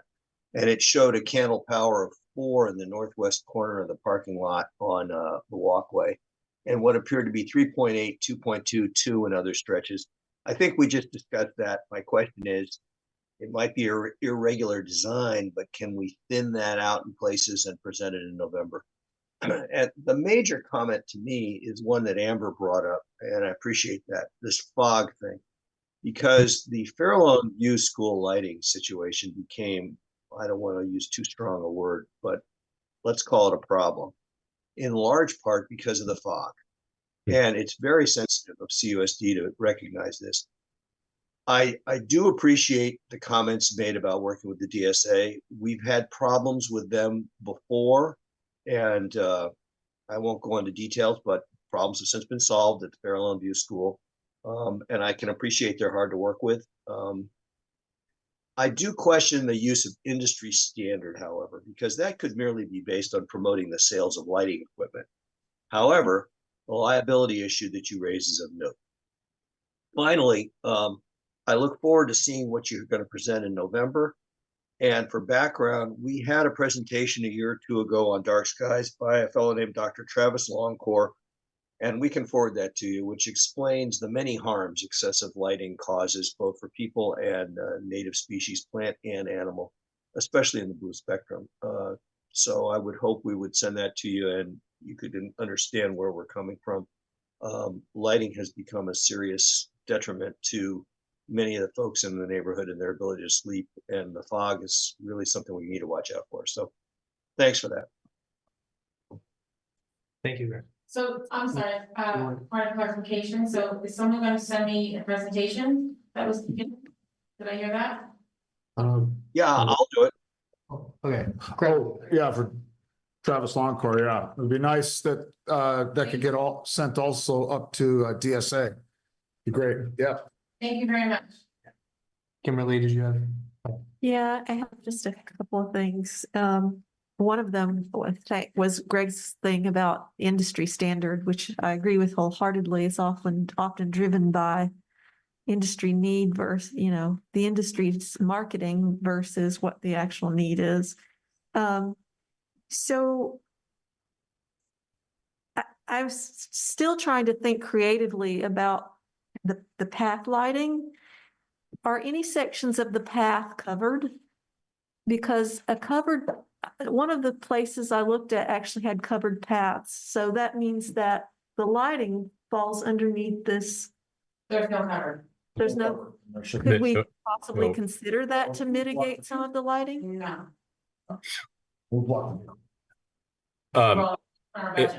Yeah, anything overhead would require a DSA submission and approval to meet the codes that we're bound to for construction on schools. Yeah. So it should have been part of the plan initially and not something coming late in the plan. I mean, maybe that's something to consider for the future, because what I noticed is a covered pathway actually does create light flowing above, and out, because you're able to focus the light just under the covered path.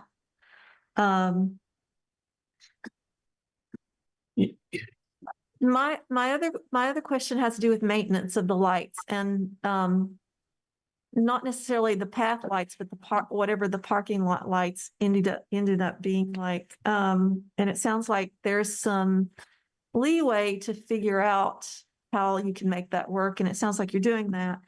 But in terms of maintenance, a few years down the road, say that you have a completely new staff, completely new people in place. We've seen this on the coast side. People replace dark sky friendly lighting with, high energy LEDs, and then you ruined the whole setup. So how will you ensure that it maintains its purpose going forward and it isn't changed by new people coming in who don't know what you went through to get to this point?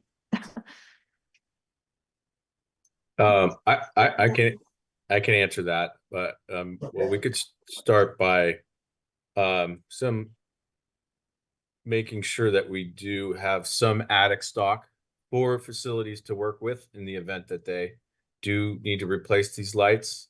Other than that, when we turn over projects, there are such things called first, you mentioned it, they're actually, these lights are LEDs, so it's not a matter of changing just the lamp, because the fixtures are a system, and there's no just changing like a bulb. It's a complete system, and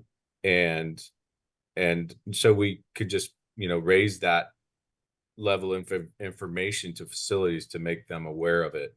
But I could understand the concern about, if it was just like a light bulb system, that you could have these random colored light bulbs.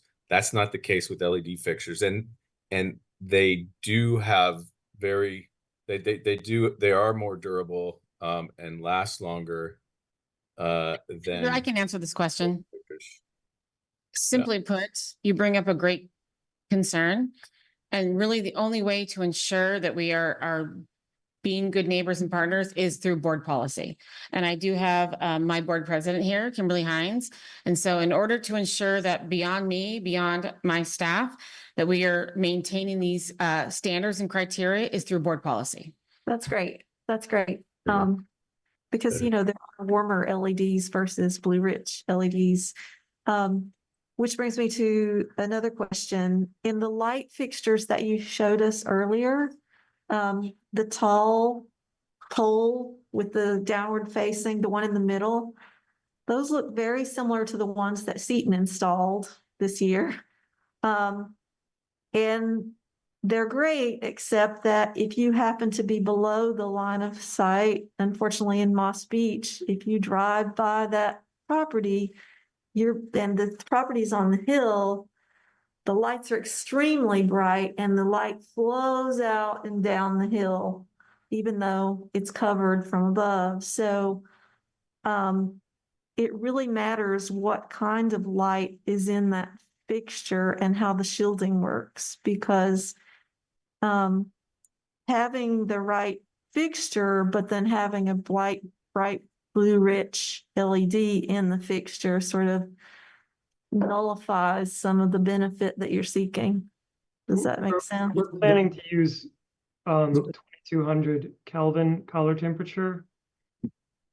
Pretty much about the entire exterior of the campus. So that's carried through for all of them, regardless of pole height and that. Yes. That's correct. Okay, thank you. Yeah. I guess that's all. I just want to thank you so much for your patience, and I agree with Gus that you've gone through a lot and you're trying very hard to accommodate the community needs, and we really appreciate it. Thank you. Thank you. Just a quick, one thing, since you got the luminaire schedule up, you don't specifically state what color finish you're gonna use. You leave it blank as up to the architect. That's correct. The fixture schedule you're looking at was written by me. And we always leave finishes up to the architect, and they pick finishes in consultation with the district. So Can I just say, I could actually write finishes in here, but there would need to be very firm agreement about. Okay, that's fine. It's just that nobody's really happy with the white finish up. It's very rare to have any white poles. Although those were chosen at Fairlawn. I believe a darker finish would be more appreciated. Oh, are we talking the lamp color? Because that's We're talking about the metal finish on the light pole. Okay. Yeah, we definitely wouldn't go white. Normally, a superintendent would not get involved in this, but given that it's a concern of the community, Roger, and Shannon, Black. please consult with me, and we'll make sure that I meet the needs of our community. Yeah. Great. Certainly. Okay. All right. So any other council comments? Because I'd like to open up to the public. And let's start with Kimberly Hines, who's here to give us some public comments from the board perspective. Thanks. Thank you very much. I am here as a resident of El Granada and neighbor to El Granada School and the parking lot. My first comments are on behalf of myself, Doug Machado, and Harry Machado. We would prefer the tall light poles not go in. Our recollection from our community meeting last spring was that the bollards were required for exit discharge. We understand that. And that while the tall light poles were recommended, it was explicit from the lighting designer last spring that it was not required. So the request from neighbors are that the tall poles not go in, because while I'm hearing the concept of shielding, but the concern is at 25 feet, there is still line of sight under every single fixture from all of the neighbors on the block across the street and past the Alameda downhill, you're gonna see up under a 25-foot pole and light scatters. So that's the biggest concern. Regarding the exit discharge, one potential, just as a neighbor consideration, if we were to look at a more medium density bollard path, it might not make full DSA, but there's 3 different levels of bollard density: high, medium, and low. And medium is considered a nice light quality, but still environmentally friendly and a nice natural aesthetic. And something like that could still be school friendly, parent friendly, teacher friendly, because we get more illumination in the parking lot, make it more comfortable for people exiting, having that new walkway lit. But the exit discharge, you have a more direct route on a potentially level surface from the new building straight to Santiago where the steps are. Yes, that would require a lift or a ramp, but there might be an offset in cost where you have actually more secure lighting to that walkway and a safer path zone when you exit the property. If you go all the way to the end of the parking lot between the driveway coming into the parking lot and Wilkinson School, you got a 20-foot stretch of sidewalk to nowhere. To go to a sidewalk that's truly safe for the school, you're going to go back up to Palma. And because there is a sidewalk in front of Wilkinson, but there's not, how do I say this? There's a crosswalk, but there's not sidewalk to get to the crosswalk. You're walking in the median. So just balancing all of these pieces from a neighbor standpoint, those were some of the considerations. Observation also is that you have 17 less general parking places. And knowing that, being that first, having a front row seat to seeing the parking lot full every morning and every afternoon, and the backup of parking up the streets during events. What does the school and teachers and parents feel about losing parking places? And just, again, thinking of overall safety, we really appreciate all of the wonderful work that our principal and our teachers do and taking care of the students. The parking lot lights at night, it's preferred that they're off. Thank you. Awesome. Okay, now we'll go to comments from the Zoom. So first up, I see we'll do Natalie first, then Melinda. Hi, thank you. And thank you so much for your presentation and for all of your efforts in making these lights have as little impact as possible on the environment. In case you didn't realize, we are in the middle of the Great Pacific Flyway. This is a really important migratory route for birds, some of which migrate at night. In fact, 2/3 of all songbirds migrate at night. So it's essential to reduce the night lighting to allow them to continue their journey and to not get confused. Studies have also shown that even a small amount of night lighting can be detrimental to some North American bats, which provide an ecologically and economically valuable service as a very effective insect predator. All artificial lighting has the potential to disrupt the natural cycles of our local wildlife, causing negative impacts on their life. And as the superintendent mentioned, living on the coastside, we get a lot of fog and artificial lights look brighter, and the lighting regulations don't necessarily accommodate for that. People live here because it's not a big city like Sacramento, and we need to live in harmony with nature and reduce our impact on the world, especially the night sky. Specifically, we're asking for the lights should be turned off automatically. We mentioned you have a staff around until 11. Can you have the lighting on movement sensitive only after that point, please?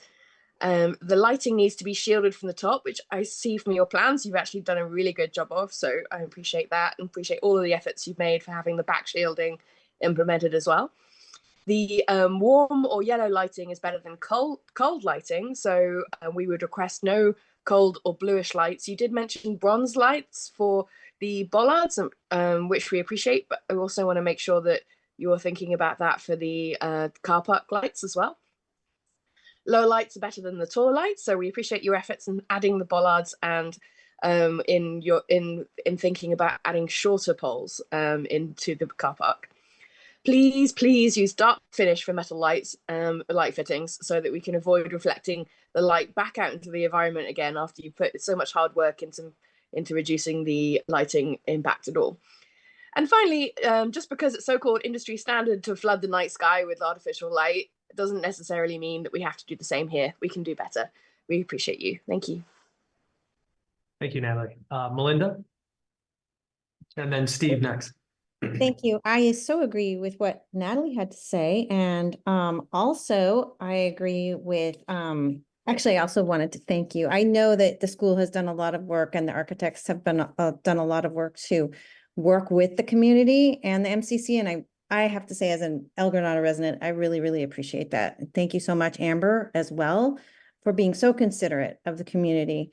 Dan's idea of asking for a special circumstance from DSA, I think that's a great idea. And that makes a lot of sense. Why not, right? I also like Greg's points that why not get a visual design depiction if we can, because I am concerned actually that there's so many 55 bollard lights compared to just 5 in the parking lot, or maybe 16 total from the original design. Just wondering, like, how can we calculate like how much more light might actually be out there with all of the ballards, or is it about the same? Is it even? Going along with Greg's idea for a visual depiction, even better, actually. And I just want to put out there that, you know, El Granada Elementary School has always been very dark. So whatever we do right now, it's going to be way more than what we have right now, which is going to affect the environment.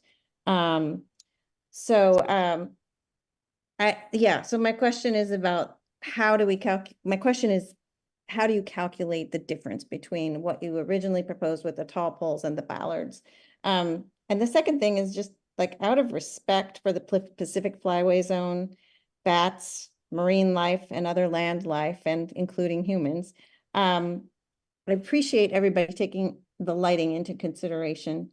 But if a cleaning crew is there until 11 p.m., is it possible, this is my next question, to be flexible in maybe their schedule, maybe asking them to come in earlier, or hiring a crew that can only come in earlier?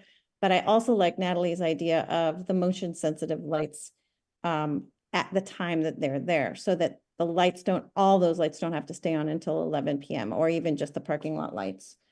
And I think that it was an excellent idea. Thank you, Amber, for being willing to see the dark sky presentation. That was an amazing presentation by that professor, and I hope you enjoy it. And God, if we could bring it to the DSA, that would even be better with our special request for our area. Thank you very much. I'm definitely be exploring that. Sorry, what? I will definitely be exploring that. Thank you so much. With DSA. Okay, Awesome. great. Great. Steve next. Yeah, hi, thanks. I got a few things listed here. Sorry, I missed the definition of DSA. What is DSA? It stands for Division of the State Architect. Department of Structural Architecture. It's what controls all of us. Like if you wanted to add on to your house, you have to get DSA approvals, Department of Structural Architecture. I see. That's why everything goes back to DSA. I get it. Correct. Everything. Yeah. So the map that's being shown, is it true it does not reflect the new construction? Is that right? It does. It does actually. You could see the new building C is back here towards the back of the campus. But there's a new building on the playing turf. Oh, over here. Yeah, that's currently not reflected. This is a phase 1 plan. That other plan shows portables that were constructed for to house during construction, house teachers during construction. But yeah, those portables So are those will still be there. removed when the other. No, parts- they're not. They won't be removed. The plan is to keep them because the space is needed for them. I was just wondering if like this lighted path was needed from those. I think a comment was made earlier that a lighted path is needed from all classrooms to get to the right of way. Yeah, there is this. So that was a separate phase. There's a separate drawing that shows the path lighting for those portables. I can pull it up, but it is a completely different design that does merge into one. But unfortunately, this is the phase one of the drawing. But that implies that path has to merge into this path here that's shown with all the bollards that we have here in the other lights. The path where the portables are at the back of campus is a different path of travel. It doesn't go around the outside. Sure, but it needs to make out to the right of way, and I assume that's on the northern center part of the drawing. There's probably where I'm guessing where it gets out. It has to enter out to this to where the admin building Right. is. So if we're already using that as an exit route to the public right of way, I would think that these other classrooms can make it to that same path as well, and then by that we wouldn't Roger, necessarily need the stuff extending out of the wet. Yeah, go ahead, Shannon. Maybe I should address this. That was a very small project, the portables project there. Right. And I'm not actually the expert in this. It was the architect that made these decisions, but in that case, they were allowed to make use of what's called a safe dispersal area instead of getting people to the public right of way. So they located a safe dispersal area out in the playing turf field. Playground. And that safe dispersal area has to be a certain size to accommodate the number of people for that specific project. So they were able to fit it into the playing field for that portables project. And the plan is, I believe those buildings are going to stay in place, but as we move into the second phase of the design work here, instead of taking people to that safe dispersal area in the second phase, we will then connect the lighting up and get people out to the public way. Right. So I think the grander plan. Oh, I'm sorry. I should have said from the beginning. My name is Steve Terry. I live in El Granada, and I live one block up from the elementary school in Columbus. Okay. So by what you just said it sounds like we could have an integrated lighting plan that gets the safe route or gets a route to the right of way, maybe from that same central northern section right there, and maybe that then we don't need the one that wraps around the parking lot. So I have a question. In all these plans about emergency and egress, did anyone consult with the principal? Unfortunately, it's a code requirement, and they have to follow a path to travel that doesn't have a slope. So there's accessibility, and it's not the principal can make a decision on. It's about the closest exit to the front of the campus. I'm sharing the site plan where you could see the portables are shown. Yeah, but you could. This is the path of travel for the portables from the back of the campus, and that's already lit up. It's using existing lighting. But the path of travel was determined. It is not it's a decision that has to be followed by the making sure the slope is not too steep and it's the closest exit pathway to the front of campus with basically door hardware that people can evacuate easily, and so this path, for instance, shows that, and so that's basically the path of travel for the portables. Okay, are we talking about two different things? Evacuation routes versus nope, same thing, evacuation. What's the need to access the right of way then? That's basically you have to lead people out of the campus to the closest right of way, which is the sidewalk. For evacuation purposes. Yes. I see. Okay. I don't want to spend too much more time on that because it just seems like there's so many little esoteric details that need to be addressed that it would take too much to dive into that right now. It went through a certain process with DSA and the architect, and They made sure it met code. There's not a lot of flexibility in what we can do with exit, path of travel and exit to right of way are really the same thing, because they have to do with a pathway to the front of the campus that's code compliant for wheelchairs, and is also like the shortest distance to exit the campus. Okay, thank you. Thank you for Hey, that. Roger, can you tell us where Uh, you confronted with the grade issues? Not sure Steve is done What- yet. No, I think he said he was. Are you done, Steve? No, I'm not. There was mention of a lighting expert here today. Is that person? Yeah, here? that's Shannon. Oh, Shannon. Okay, I wasn't sure. Thank you.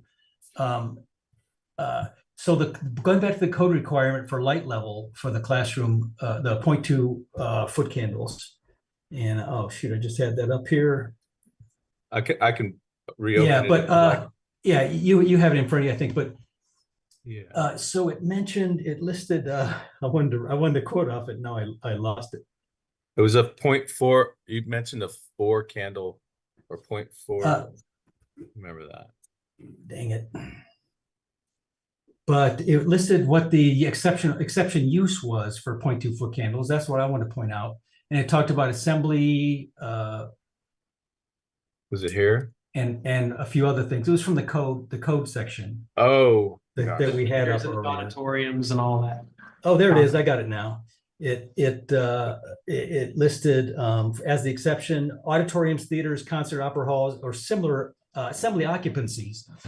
Well, the school is done at 3 o'clock or whatever it is, and it's still light out then. So any use of this facility after dark is going to be for one of those purposes, is my understanding. Someone can contest that.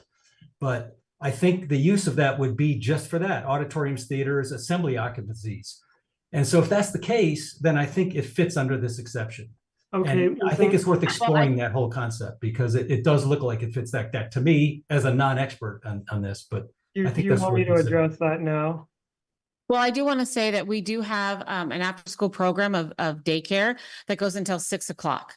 So currently right now, for example, it's dark at 6 o'clock. So we have many families that parents who work are picking their kids up after hours, and it's dark.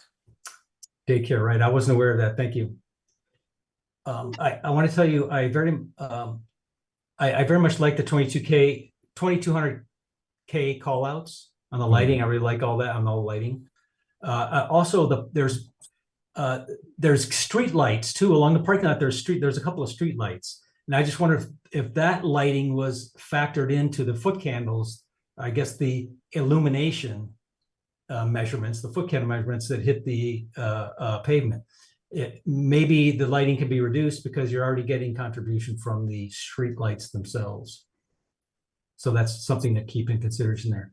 The pole mounted lights don't appear to have cone control.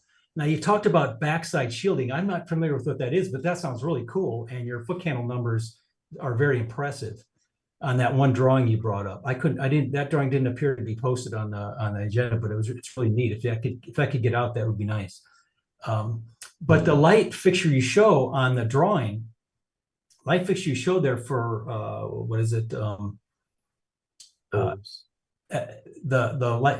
one you show, it looks like it's a horizontal plane there. So anybody below the plane of that light for the tall pole lights, I imagine is going to see the light, and that suggests that the light is going to shine off the property.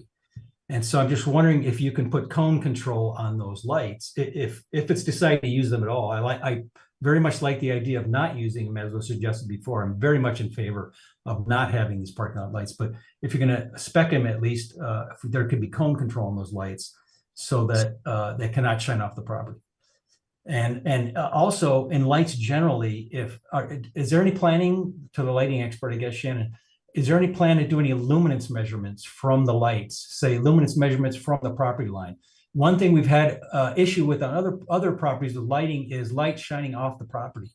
And one thing they neglected to do is any luminance measurements. So from the property line. So if you could make those sorts of measurements or calculations, maybe, that would help us know that light might not be shining off the property.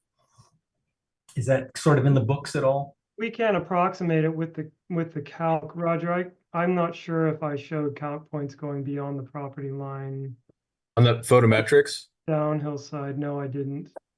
So I did. I don't show- see any luminance measurements at all. I see illuminance measurements, but not luminance measurements for the You fixtures want- themselves. You want luminance from the luminaire itself? Yeah, that's correct. Because that will give an indication if light is shining off the property. The foot candles are just showing how much total light is hitting any one spot. But I'm interested in seeing, looking at a fixture, is that light from the fixture getting off the property? Now, I know there's a lot of problems on the campus now. There's some very bright lights that are shining huge amounts of light off the property. You walk by the property and these lights just blind you when you walk past them. These are existing lighting fixtures. I hope there's a plan to deal with those.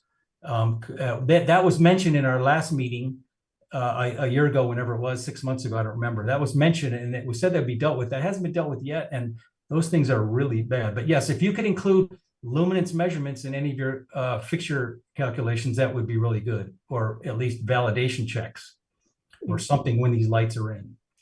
That would have fixed the problem at the fire station, which turned out to be a lighting disaster because they didn't do any luminous measurements at all. There was a requirement of no light shining off the property, but they just ignored it completely. Steve, I can give you essentially images of the photometrics of the lighting that we're planning to use. Giving you luminance numbers might be difficult to make sense of, especially with regards to what they're going to do. Yeah, because they're only relevant from a certain position where you're standing, not general numbers. So like standing at the property line measuring luminance would be the only way to do it. It'd be nice as a validation check when the lights are in to make sure that there's no light shining off the property. It's sort of a sign off in a way. But anyway, that's a thought. I'm adding this as a thought, and you don't have to really address it right now, but maybe make note of it and think about what you might do. All right, can we move on? Was that all right? Are we done? Let me just see. There was a comment earlier about vandalism because of insufficient lighting. Somebody made that comment, and I'm wondering if that means that there's a plan to leave some lights on all night, because that implies that you need more lighting to stop the vandalism. And we're talking about turning the lights off completely. Does that mean we're saying we're going to have some vandalism? Yeah, I don't know that that's a true correlation, but we have had some recent vandalism, and we did turn off the lights. So one can make the leap that it's correlation, but at this point we are turning off the lights after our custodian leaves, and we're just gonna hope we don't get vandalism. okay. There's actually studies I could bring forward that, having the lights off, thieves don't like to be run around in the complete dark. So there's studies that say that turning off the lights actually it disincentivizes people that shouldn't be there. Well, we're gonna turn off the lights and we will see.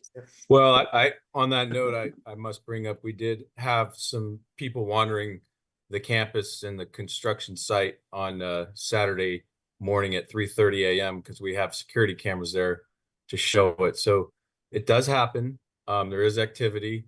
We found some rooms that were were entered.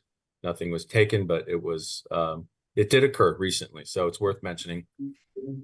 Roger, when you were talking to Steve about, he was asking about the pathway to the old portables, and can you tell us exactly where you're coming across these grade? You keep bringing up the grade problems, issues. Sure. Can you tell us exactly where these grade issues are and why they cannot be? I'll pull that drawing up again because ultimately the architect decided on that path based on these grade issues. That is correct. You agree? Okay. Absolutely correct. So for instance, since I know the site so well, we had to create a path to travel from these portables to exit the site. And so this is a fire truck access, but it's also a way out of the campus. But for instance, from here to here, there's a change of grade, building A, and it was too steep for a wheelchair to make that path of travel. So the less steep route is this way out through the side of the campus, and that's considered the path of travel for the port access and path of travel to the front of the campus from this area. Again, this was a separate project, but that's the The new path. buildings are right, very close to that area. And so obviously the question is, why can't the final egress path to the public right of way, why can't it follow along the path that you've just chosen there with just a minor extension? And that throws away maybe not all of them, but a good majority of all the other issues that are coming up with the path out towards the west. Well, because the drop-off area, they have to have a certain proximity to these to the new classroom building. And so that I'll have to go to a different drawing, but that is basically this drop-off area is where access comes from being dropped off here, and then the closest means of access is through this area or through this area to building C. And because this has to be close to here for the drop-off area. I mean, the architects don't make this up. They have to look at grades, they have to look at distance, and then they come up with the pathway that works according to that grade logic. It's extremely difficult to change this path of travel now. I will emphasize that. Well, and, not likely to happen. I get from the drop-off areas, but you know, it seems like that whole last wing, you know, which is what 30% of the whole project. If you know that designated right of way could be where it is for the portables. That doesn't work. It has to be it has to work with this drop-off area. Dan, if you want to have a meeting with me and the architect, we can go through this drop-off area and this path of travel gladly. Yes, anyone else can be glad to join, because but that's all been calculated based on grades and proximity to this new building C. Okay. Thank you, Roger, for offering that, Sure. and I can be part of that meeting. I think we can move along. Yeah, Okay, I just have one last comment I want to make, please. Very- and that's very the quick, wall mount, Dave. the wall mounted lights, the BA3s. It's not clear. It's not clear that there's a cone that's the lights are recessed, and the light is contained in a cone. Maybe they are, but I can't really tell from that. If you could assure me, it'd be nice to see a cone spread of that light. It'd be nice to know that. We see the problem at Farallon, for example, where that you don't have that. You have a big problem where light shines out all over the place. That's the problem with the fire station. They put lights up that shine straight out. So I can't tell from these. It looks like it might be recessed, but I can't tell. It'd be really nice to see that. Also, the comment about there's daycare there till 6 o'clock. What could be done is the 1 foot candle used till 6 o'clock, and after 6 o'clock, any lighting goes down to 0.2 foot candles. Since all these things are on dimmer controls anyway, that's just a thought I want to put out there. I don't want any. I'm not trying to get agreement right now. That's actually the plan, Steve. Oh, that's cool. It says we have to provide 1 foot candle. It's entirely up to the district when they want to have those lights on. Oh, that's fantastic. So a lot of the discussion we're having here could easily already be discussed by having a lot of the lighting just turn off. Yeah, well, that's great. You guys are putting flexibility in the system. No which code is fantastic. requirement about that. And Well, it would come down to policy again. Policy could be 1 foot candle till 6 and 0.2 till 11 or something like that. Thank you very much. I've taken up too much of your time. I appreciate it. And Shannon, you said the bollards are actually can have motion sensors too, right? They can have motion sensors. I'm kind of surprised to hear that a lot of people from the neighborhood want motion sensors. I agree. Yeah. I vote against motion sensors. Yeah. We put motion sensors in. It'd be irritating. That's usually what we get complaints about. Yeah, every time an animal flies by or. Right. Yeah. Yeah. This is like a terrible. You get the lights cycling on and off throughout the night, and anyone who's nearby, you know, that's within your field of vision is something that's, for some And- people, more disturbing than just having a consistently. And I high just on wanted light to, pole. I just wanted to share that was looked at among many other things that Shannon reviewed as part of the design process. Okay. Yep. It is worth mentioning that the exterior products that we're using here, we can make use of motion sensors if there's strong agreement that everybody's Yeah. okay with it. No, there's pretty strong agreement that we should not do that. Okay. Yes, Stan. Greg has, I think, two. Yeah, community I members. know Greg has You got- two things he wants to do. Do you have any? That wrote in, that asked to be read. Yeah. Do you have any other than two that he's going to do? No, great. All right, Greg, go. Okay, yeah, sorry, but I believe we're called upon to do this. So one letter is from Fan Vo. We're grateful that the revised El Granado parking lot design addresses community concerns that the number of tall light poles has been reduced. A few coastside neighbors and I would like to preserve dark sky on the coast as much as we can. We advocate to use lighting only when necessary without trespassing and polluting wildlife domain, neighbors' properties in view in the sky. We have some comments. I speak on behalf of the group. Please read for the record as I cannot attend in person or remote. I saw the lighting design on the MCC agenda a few days ago. Blah, blah, blah. I found the last community outreach meeting on January 25th very productive. El Granado neighbors were able to voice concerns and feedback. Continuation of that collaborative effort would provide much needed transparency. Point two, I understand that the lighting on-off window is large and vague until further instructions are received from the district. We are lucky to be in a scenic. Only a few events require full lighting. Partial lighting provides adequate safety for when custodian exits campus. There are many scenarios to dictate when full or partial parking lot lighting is necessary to lessen the impact on neighbors and wildlife. Perhaps more collaboration is necessary to fine-tune the lighting on-off criteria.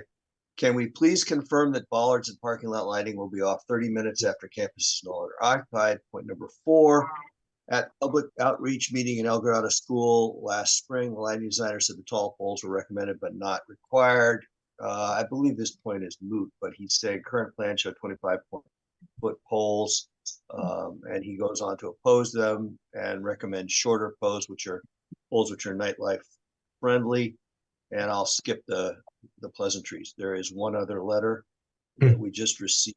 See if I can find it. Was that sarcasm, Greg? The pleasantries? Or is that? No. Okay. Just trying to be. Again, Just I trying to think move he it. echoed the sentiment of the community that we appreciate that you're working with us on this. Okay. Good. To whom it may concern, please read the record. Looking at the plans from the parking lot, we'd like to have some changes. 25-foot light poles are not acceptable. We pay a lot of money for our view. We even paid to have the electrical lines put underground. Here's what we would like to see. Bollards are okay. Soffit lights on a building to help with the parking lot lighting. I believe this is the thing that Steve is mentioning. They must turn off every night, preferably an hour after everyone is scheduled to leave for the day. No reduction of parking spaces. We have enough trouble with everyone blocking our driveways and parking in front of our houses now. Lighting timers need to be controlled from the El Granado Elementary offices. The school is located across from the ocean. If lights are on all night, it will affect wildlife. We want our teachers, students, and staff to be safe. No one wishes otherwise. Having 25-foot lights on is not helping them. The reason the staff couldn't change the timers when there is an evening function, there is no reason the staff couldn't change the timers when there's an evening function. And that's from Michelle and Tim Bradley. Okay, thank you. Awesome. Thank you. All right. Amber, did you want to close it off for us? Yes, Gus, may I please request that those comments be forwarded to my email and to my assistant Rosie, Of course. so that I can either address them personally or at least take them under advisement. Awesome. And I thank you so much. Yes. All of you. Thank you, Amber, for coming in and joining us in person. Really appreciate that. You as well, Kim. All right, and thank you, Roger and Shannon. This is a very good meeting discussion. Thank you. All right, guys. Thanks so much for this agenda item. Now, it is 10 you. o'clock. So theoretically, the next thing on the agenda is another lighting topic. So I just want to say before we go into that I would accept a motion to push that on to the next meeting, unless you feel like you can get that done fast. Yes. I Yeah. do think it. Okay, great. All right, we can get it done fast. Let's do it. I All don't right, think it's guys. a long discussion. Awesome. Let's go, team. Do you, Kimberly, you think it? I actually don't know. Okay, We're gonna do our best. okay. Just a quick question. Is there an extender that I can get you an extension cord if you need one. my computer's about to die? And if I can move down, you want to sit here? You're probably okay, never mind. I'm sorry. Is this specific to the school lighting? No, you guys are done. Thank you so much. Is it okay if I leave now, or do you want me to Yeah. stay on for this? Absolutely. Nope. Okay. Appreciate it. You guys are champs for hanging in as long as you did. Thank you all Shannon, very much. Thank you for coming Shannon, thank tonight. you. Thank you, Thanks, Roger. Thank you all. Thank you all. I'm Okay. gonna stick around for this. I might learn something more. I hope to. Yeah, me too. Teachers about dogs, guys. Let's get some water. So Go ahead. get started. Start. Okay. So, we're proposing, been in discussion with the, Supervisor Ray Mueller, for, 7, 8 months now. Even before that, there was talk about essentially a Midcoast, dark sky lighting ordinance, which would essentially, limit, all fixtures to be, shielded, limitations on the, color of the light, that could be used, limitations on the, intensity of light. And the spirit is, that we don't have lights. There have been a number of complaints over the years of, neighbors' lights projecting and shining light inside their house. And this, it really pits neighbors against neighbors because, you don't want to offend your neighbor. You don't want to come right up to them. And sometimes it can be done, but other times people tend to just avoid making an issue. So the need for a lighting ordinance that covers all that for everybody has shown to become very important to many members of the community. They're actually getting adopted, all around the state, all around the country. They're more and more popular now. Brisbane just recently, in this last January, I think started effectiveness in March. Brisbane, California just started passed their lighting ordinance.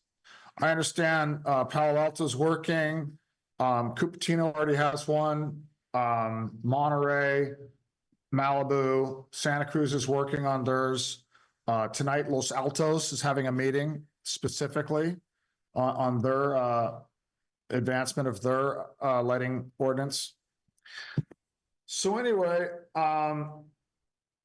we have, some members of the community have, and Supervisor Mueller has it agreed that, by looking at the Brisbane lighting ordinance and to use that essentially as a model, not that we're not going to carbon copy it, as it's basically, we're asking that the MCC approves a letter tonight that gives an official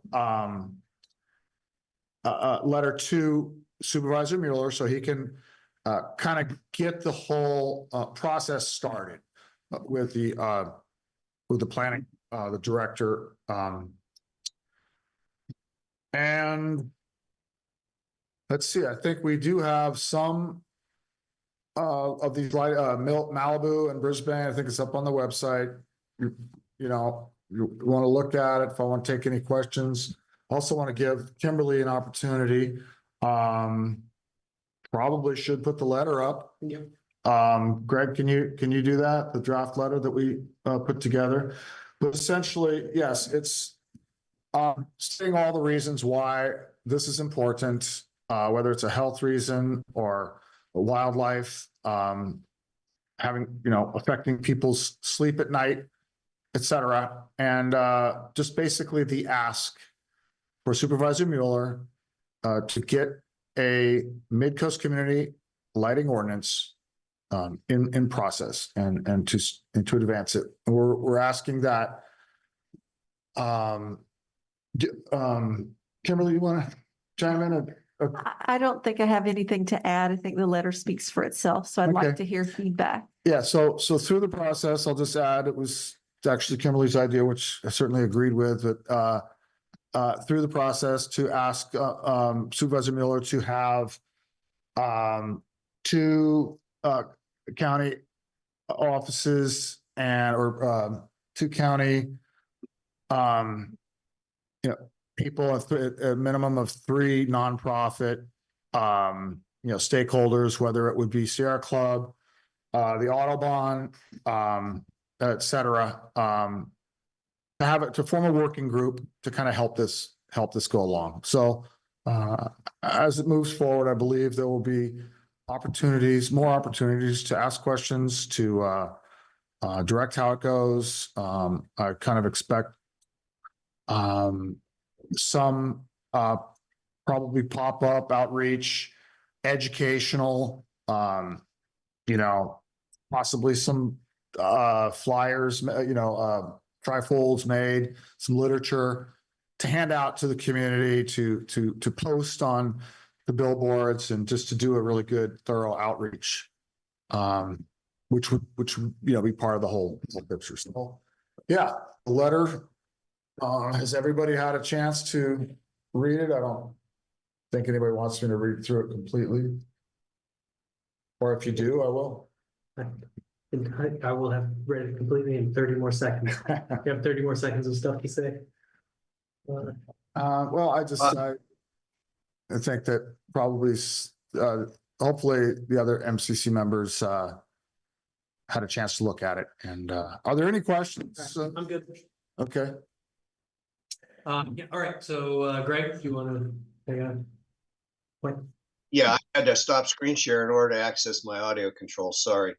Let me share one other thing if I could. Now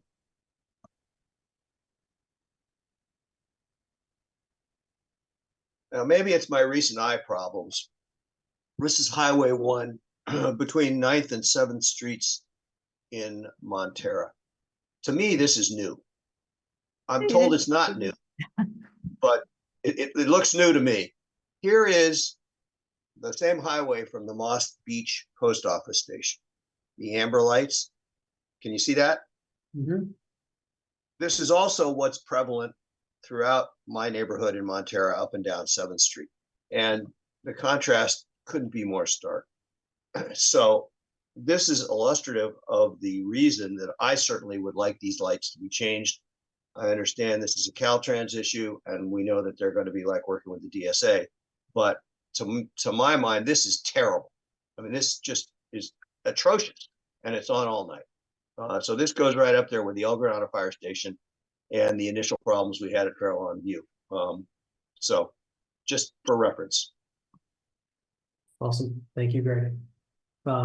Any other council comments on the letter? If not, I'll open it to public comment. All right, public comment it is. Steve, you're up. Hey, thank you. First, I want to say Dan and teammates who helped Dan work on this, you guys did a fantastic job. I think this is a really great letter. I appreciate it. And thanks for incorporating my 2 cents worth that I sent you, Dan. But only one thing that tripped me up in this letter was the recent food serviceware ordinance process. I have no idea what you're talking about there. And could you maybe put a link or something? Probably the folks you're sending this to know exactly what you're talking about. So it's maybe not that big a deal, but for the community benefit, it'd be kind of nice to know what you're referring to there. I'm happy to add that. The food serviceware ordinance was an ordinance that the county shopped around a couple of years ago.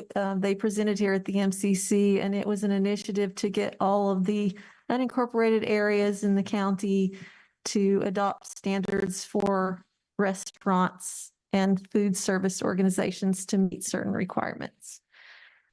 I think she was just basically highlighting that they used a lot of outreach. Okay, when getting that ordinance passed, a lot of educational. So we'll be doing the same thing. There'll be a lot of outreach, a lot of educational in order to get buy-in on the broad buy-in on the lighting ordinance. So that's what that was about. Yeah, and I think the key part to that process, the process was really great in that the Office of Sustainability was kind of the driver. And they brought together several groups to provide feedback and input. And, it was truly a collaborative effort. So that's why I put that comparison in, but you're correct that it probably needs more explaining. Well, most Not- importantly, all your not- recipients will understand where that's coming, what that references to. All the CCs on there will recognize that. I think some of them will. Okay, But you make a good point. Thank you. all right. Great letter. We'll Appreciate make it. sure Supervisor Mueller understands. All right, so any other public comment? Going once, going twice, okay. So then we're voting on this letter. Make a motion. I will entertain a motion to approve this letter. Letter as Well, I think Second. we want to make a change that Steve suggested, right? I don't think we have to. We You could know, just simply add a link to the food serviceware ordinance process. Sure. Okay, so if someone wants to make a motion to approve this letter with the addition of a link, I will entertain said motion. Want to make that motion? Well, I think Greg, did you make that motion? Or I didn't make a motion regarding the amendment. I just made the motion to approve it as written. So we approve the letter and then we have to make a motion to make a change. Is that correct? No, I think somebody could make a motion to approve it with the change. I think a hyperlink was kind of insignificant. So we're talking about a hyperlink, brings it right to. Yeah. Yeah, And I mean, it's just one community member that, no, I think it's an important point. Yeah, There are so- possibly others who won't know what that is. I mean, yeah, so if one person has the question, that means a lot of people have that same question. they can ask us, and we can make sure that Supervisor Mueller Let's knows. just add the link. Okay, Okay. So so do I make a motion to amend the amendment of adding the link? make a motion to approve the letter with the addition of the link. Okay, it's completely new, so he withdraws the old motion. Yeah, or ignore my motion. It was never seconded. Okay, so I seconded it. Let's, I withdraw. I move that we approve the letter with the addition of the link. Fantastic. Would somebody like to second that? I second it. Fantastic. Okay, Kimberly, would you call the roll? Yes. Sorry, I still forget I'm the secretary. Gus, Yes. Greg, Yes, Scott. Oh, sorry, Scott's not here. Dan, Yes. Anne, Yes. Claire, Yes. and Kimberly, yes. Fantastic. Great. Good work, guys, getting that done. Nice and fast. Thank you. Okay, then we are on to council activity. Right, we've got some council activity to talk about. Anyone? But Thing that I've forgotten. I just throw out there, I'm continuing to communicate to members of the public regarding the vacancies in December. Yep, I'm continuing to do that. yep, good. As am I. Still hoping to rope in at least one. Any other council activity? Just to let you know, I have 2 people I talked to today who are definitely interested. Okay, that's great. Oh, great. Good. Ideally, we get more than, I think we better have more than 2. Yeah. So just a quick, and you can tell me if you think this is not important to report on, but a couple of weeks ago, I see Sid's not here anymore, but she attended this meeting.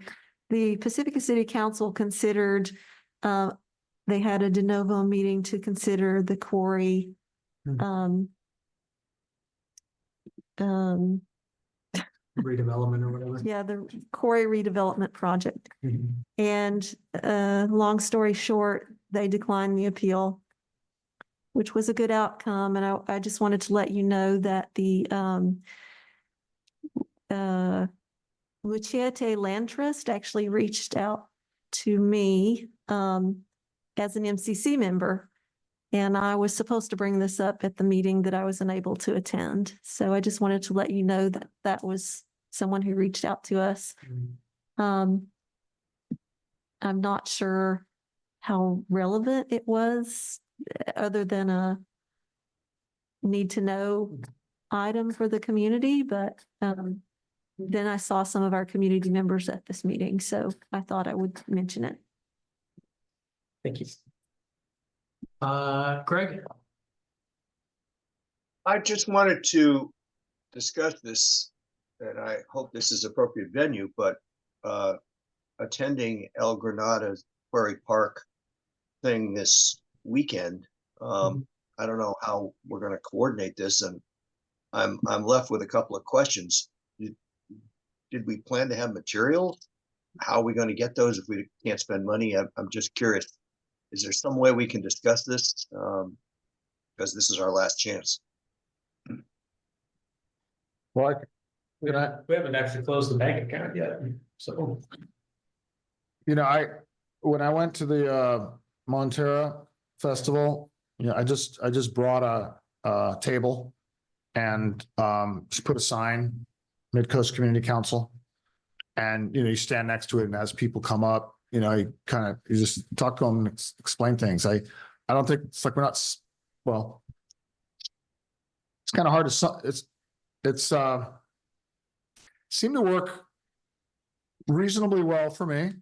If we were to print stuff up, what would we print? I think it's might be not necessary, unless there were some very general handouts that we could even make from a copy machine and then cut it 4 ways. I don't know.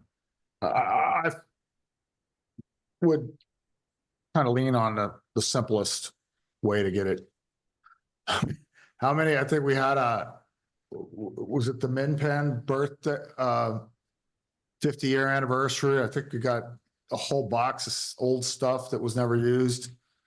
I don't know. So I'm kind of simple, and there's nothing better than a face-to-face, you look at them, looking people in the eye and kind of explain what we're doing, what we need, what we're, hoping. For further council activity, I wrote Nick during the meeting and he responded. He's going to have somebody coordinate with me. So I don't know what's going to happen, but if you want to join in, stay in touch, and we'll see what happens this Saturday at 2 p.m. if I have my dates right. Yes, correct. Awesome. Okay, other council activity? I have one other item. Yeah, okay, go ahead. Since the last meeting, I attended a Coastal Commission workshop with the Cal Cities group that was about the subject of shoreline armoring. I mention this because it's directly applicable to our area, as they can consider how they might look at modifying policies to accommodate certain special shoreline resiliency areas. So this is a very important topic. There were lots of people who attended and commented. Some very thoughtful things were said, and so I would encourage anybody who's interested to listen to the workshop presentation on the Coastal Commission's website, and I'll post that later. Cool. Thank you, Kimberly. Okay, do we have other council activity? If not, then we go on to some future agendas. So next meeting, the first agenda item will be a presentation from Shanta Singh and her team about transportation demand management on the coast side. They're gonna have other consultants there, and I promised them they could go first because the consultant bills them for the time. So the spirit of saving our taxpayer dollars, or have them go first.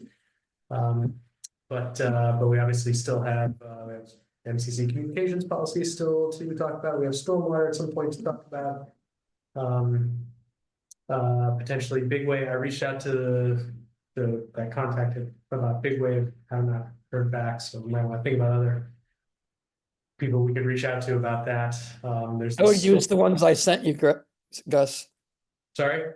I would try the ones that I sent you. Oh, you sent me other ones also? Okay. Yes. Okay. I will give me an email for that. And then there's the story polls thing. I saw some emails about that. I don't know, that's something we want to get into. Story polls where? Just the idea of using it, whether or not you have to use them in general, like a general policy about them. I thought that was a design review or planning department kind of policy. I think there's some debate about whether there is a policy or not. Okay. And should there be one? Kellex at RCD sent an email for the last couple of days about having one of her folks come to talk to us. So we could do that as well. And I've just emailed the captain to see if he can come speak to us at some point. So that's what I got in terms of future agendas. Anybody have any other things? Captain. The Oh, okay. Yes. Greg? Just looking at some of our notes, we had a bunch of concerns about getting a sheriff safety update about the traffic and fatalities and accidents on the Midcoast. And then there was an old topic about reforming policing, where we were never involved prior, but we pended it. So I don't know if those topics combined to be something worth discussing. Okay. Yeah, when I get the conversation going, I'll bring those up as possible things to discuss while he's here. All right, other possible future topics? Okay, no? Well, I don't know, Caltrans is starting to do their guardrail work. But we'll know more. It seems like they may not have a permit to do the work, but they're starting it anyway. Must be so nice to be Caltrans. Just know that you just gotta do whatever. You know, and there's some issues involved with, there's some, what do you call it? Pros and cons. There's gonna be, they're narrow, they're making the road more narrow now because they're putting guardrails up. If you have a problem flat tire, now you can't pull off to the side. You may never be able to pull off 100%, but even if you pull off 50%, then you got more room for, to keep that. But it's basically, in certain areas, and one of the scenic viewpoints where historically, I've been here 35 years, people always pull over when they first see the ocean and they want to get out there and climb and take pictures, but they just put I guess there was a K-rail there, but now they just replaced the K-rail with the guardrail. But you look at it and it's like half the lot, half of it is unusable. Where they lost. So the tourists lost real estate to be able to pull over. You have less room to pull over than pulling over and getting back on is a more, especially in a curve on Highway 1. So there may be something about Caltrans. We'll see. We'll wait, get some more information. Okay. Just a question about Caltrans. I just want to make sure I'm not supposed to be keeping in touch anymore with the Moss Beach corridor for the transportation issues. Are we still doing that? Because I thought with the new county guidelines, we were not doing that. So could you clarify? I'm not sure I understand the question. So last year, Uh-huh. when Lynn Erickson stepped off the council, he assigned me to keep up with the Moss Beach court, correct? Okay. And I was kind of trying to discreetly do that without bothering the personnel too often. And then I thought we were told, oh, you cannot contact people directly anymore. Is that, I think that's. Yeah, I don't know. That's- so am I supposed to, what I want to know is, am I supposed to still be in touch with Shonda Singh about some of these projects to just get updates, or did we stop that? Well, since I have to interact with her about, I was just coming here in 2 weeks to talk to us, so, why don't I ask her what she would like the process? I just want to make sure things aren't falling through the cracks, and I want to know that I'm doing what I'm supposed to be doing. That's all. I'll talk to her about what the best process is for us to remain in the loop on things. Let me put that on my list. Okay, other future agenda items / takeaways from this meeting today? Motion to adjourn? I'll definitely entertain a motion to adjourn. All good? We Second, adjourned? yes. Okay. Any objections? We're adjourned. Okay, Thank you, everybody. great. Thank you. Recording stopped.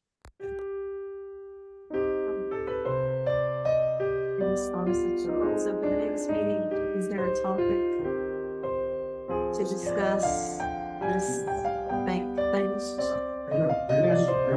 Which thing? The bank thing? Because if we need to withdraw funds to pay for anything right now that we think we are going to need, should we be thinking ahead? Yeah, so, my approach to that is, like, we have to close the bank account, which means, like, I gotta go to this one. Hey, bro. Hi, nice to meet you. I think we met before. Thank you for coming.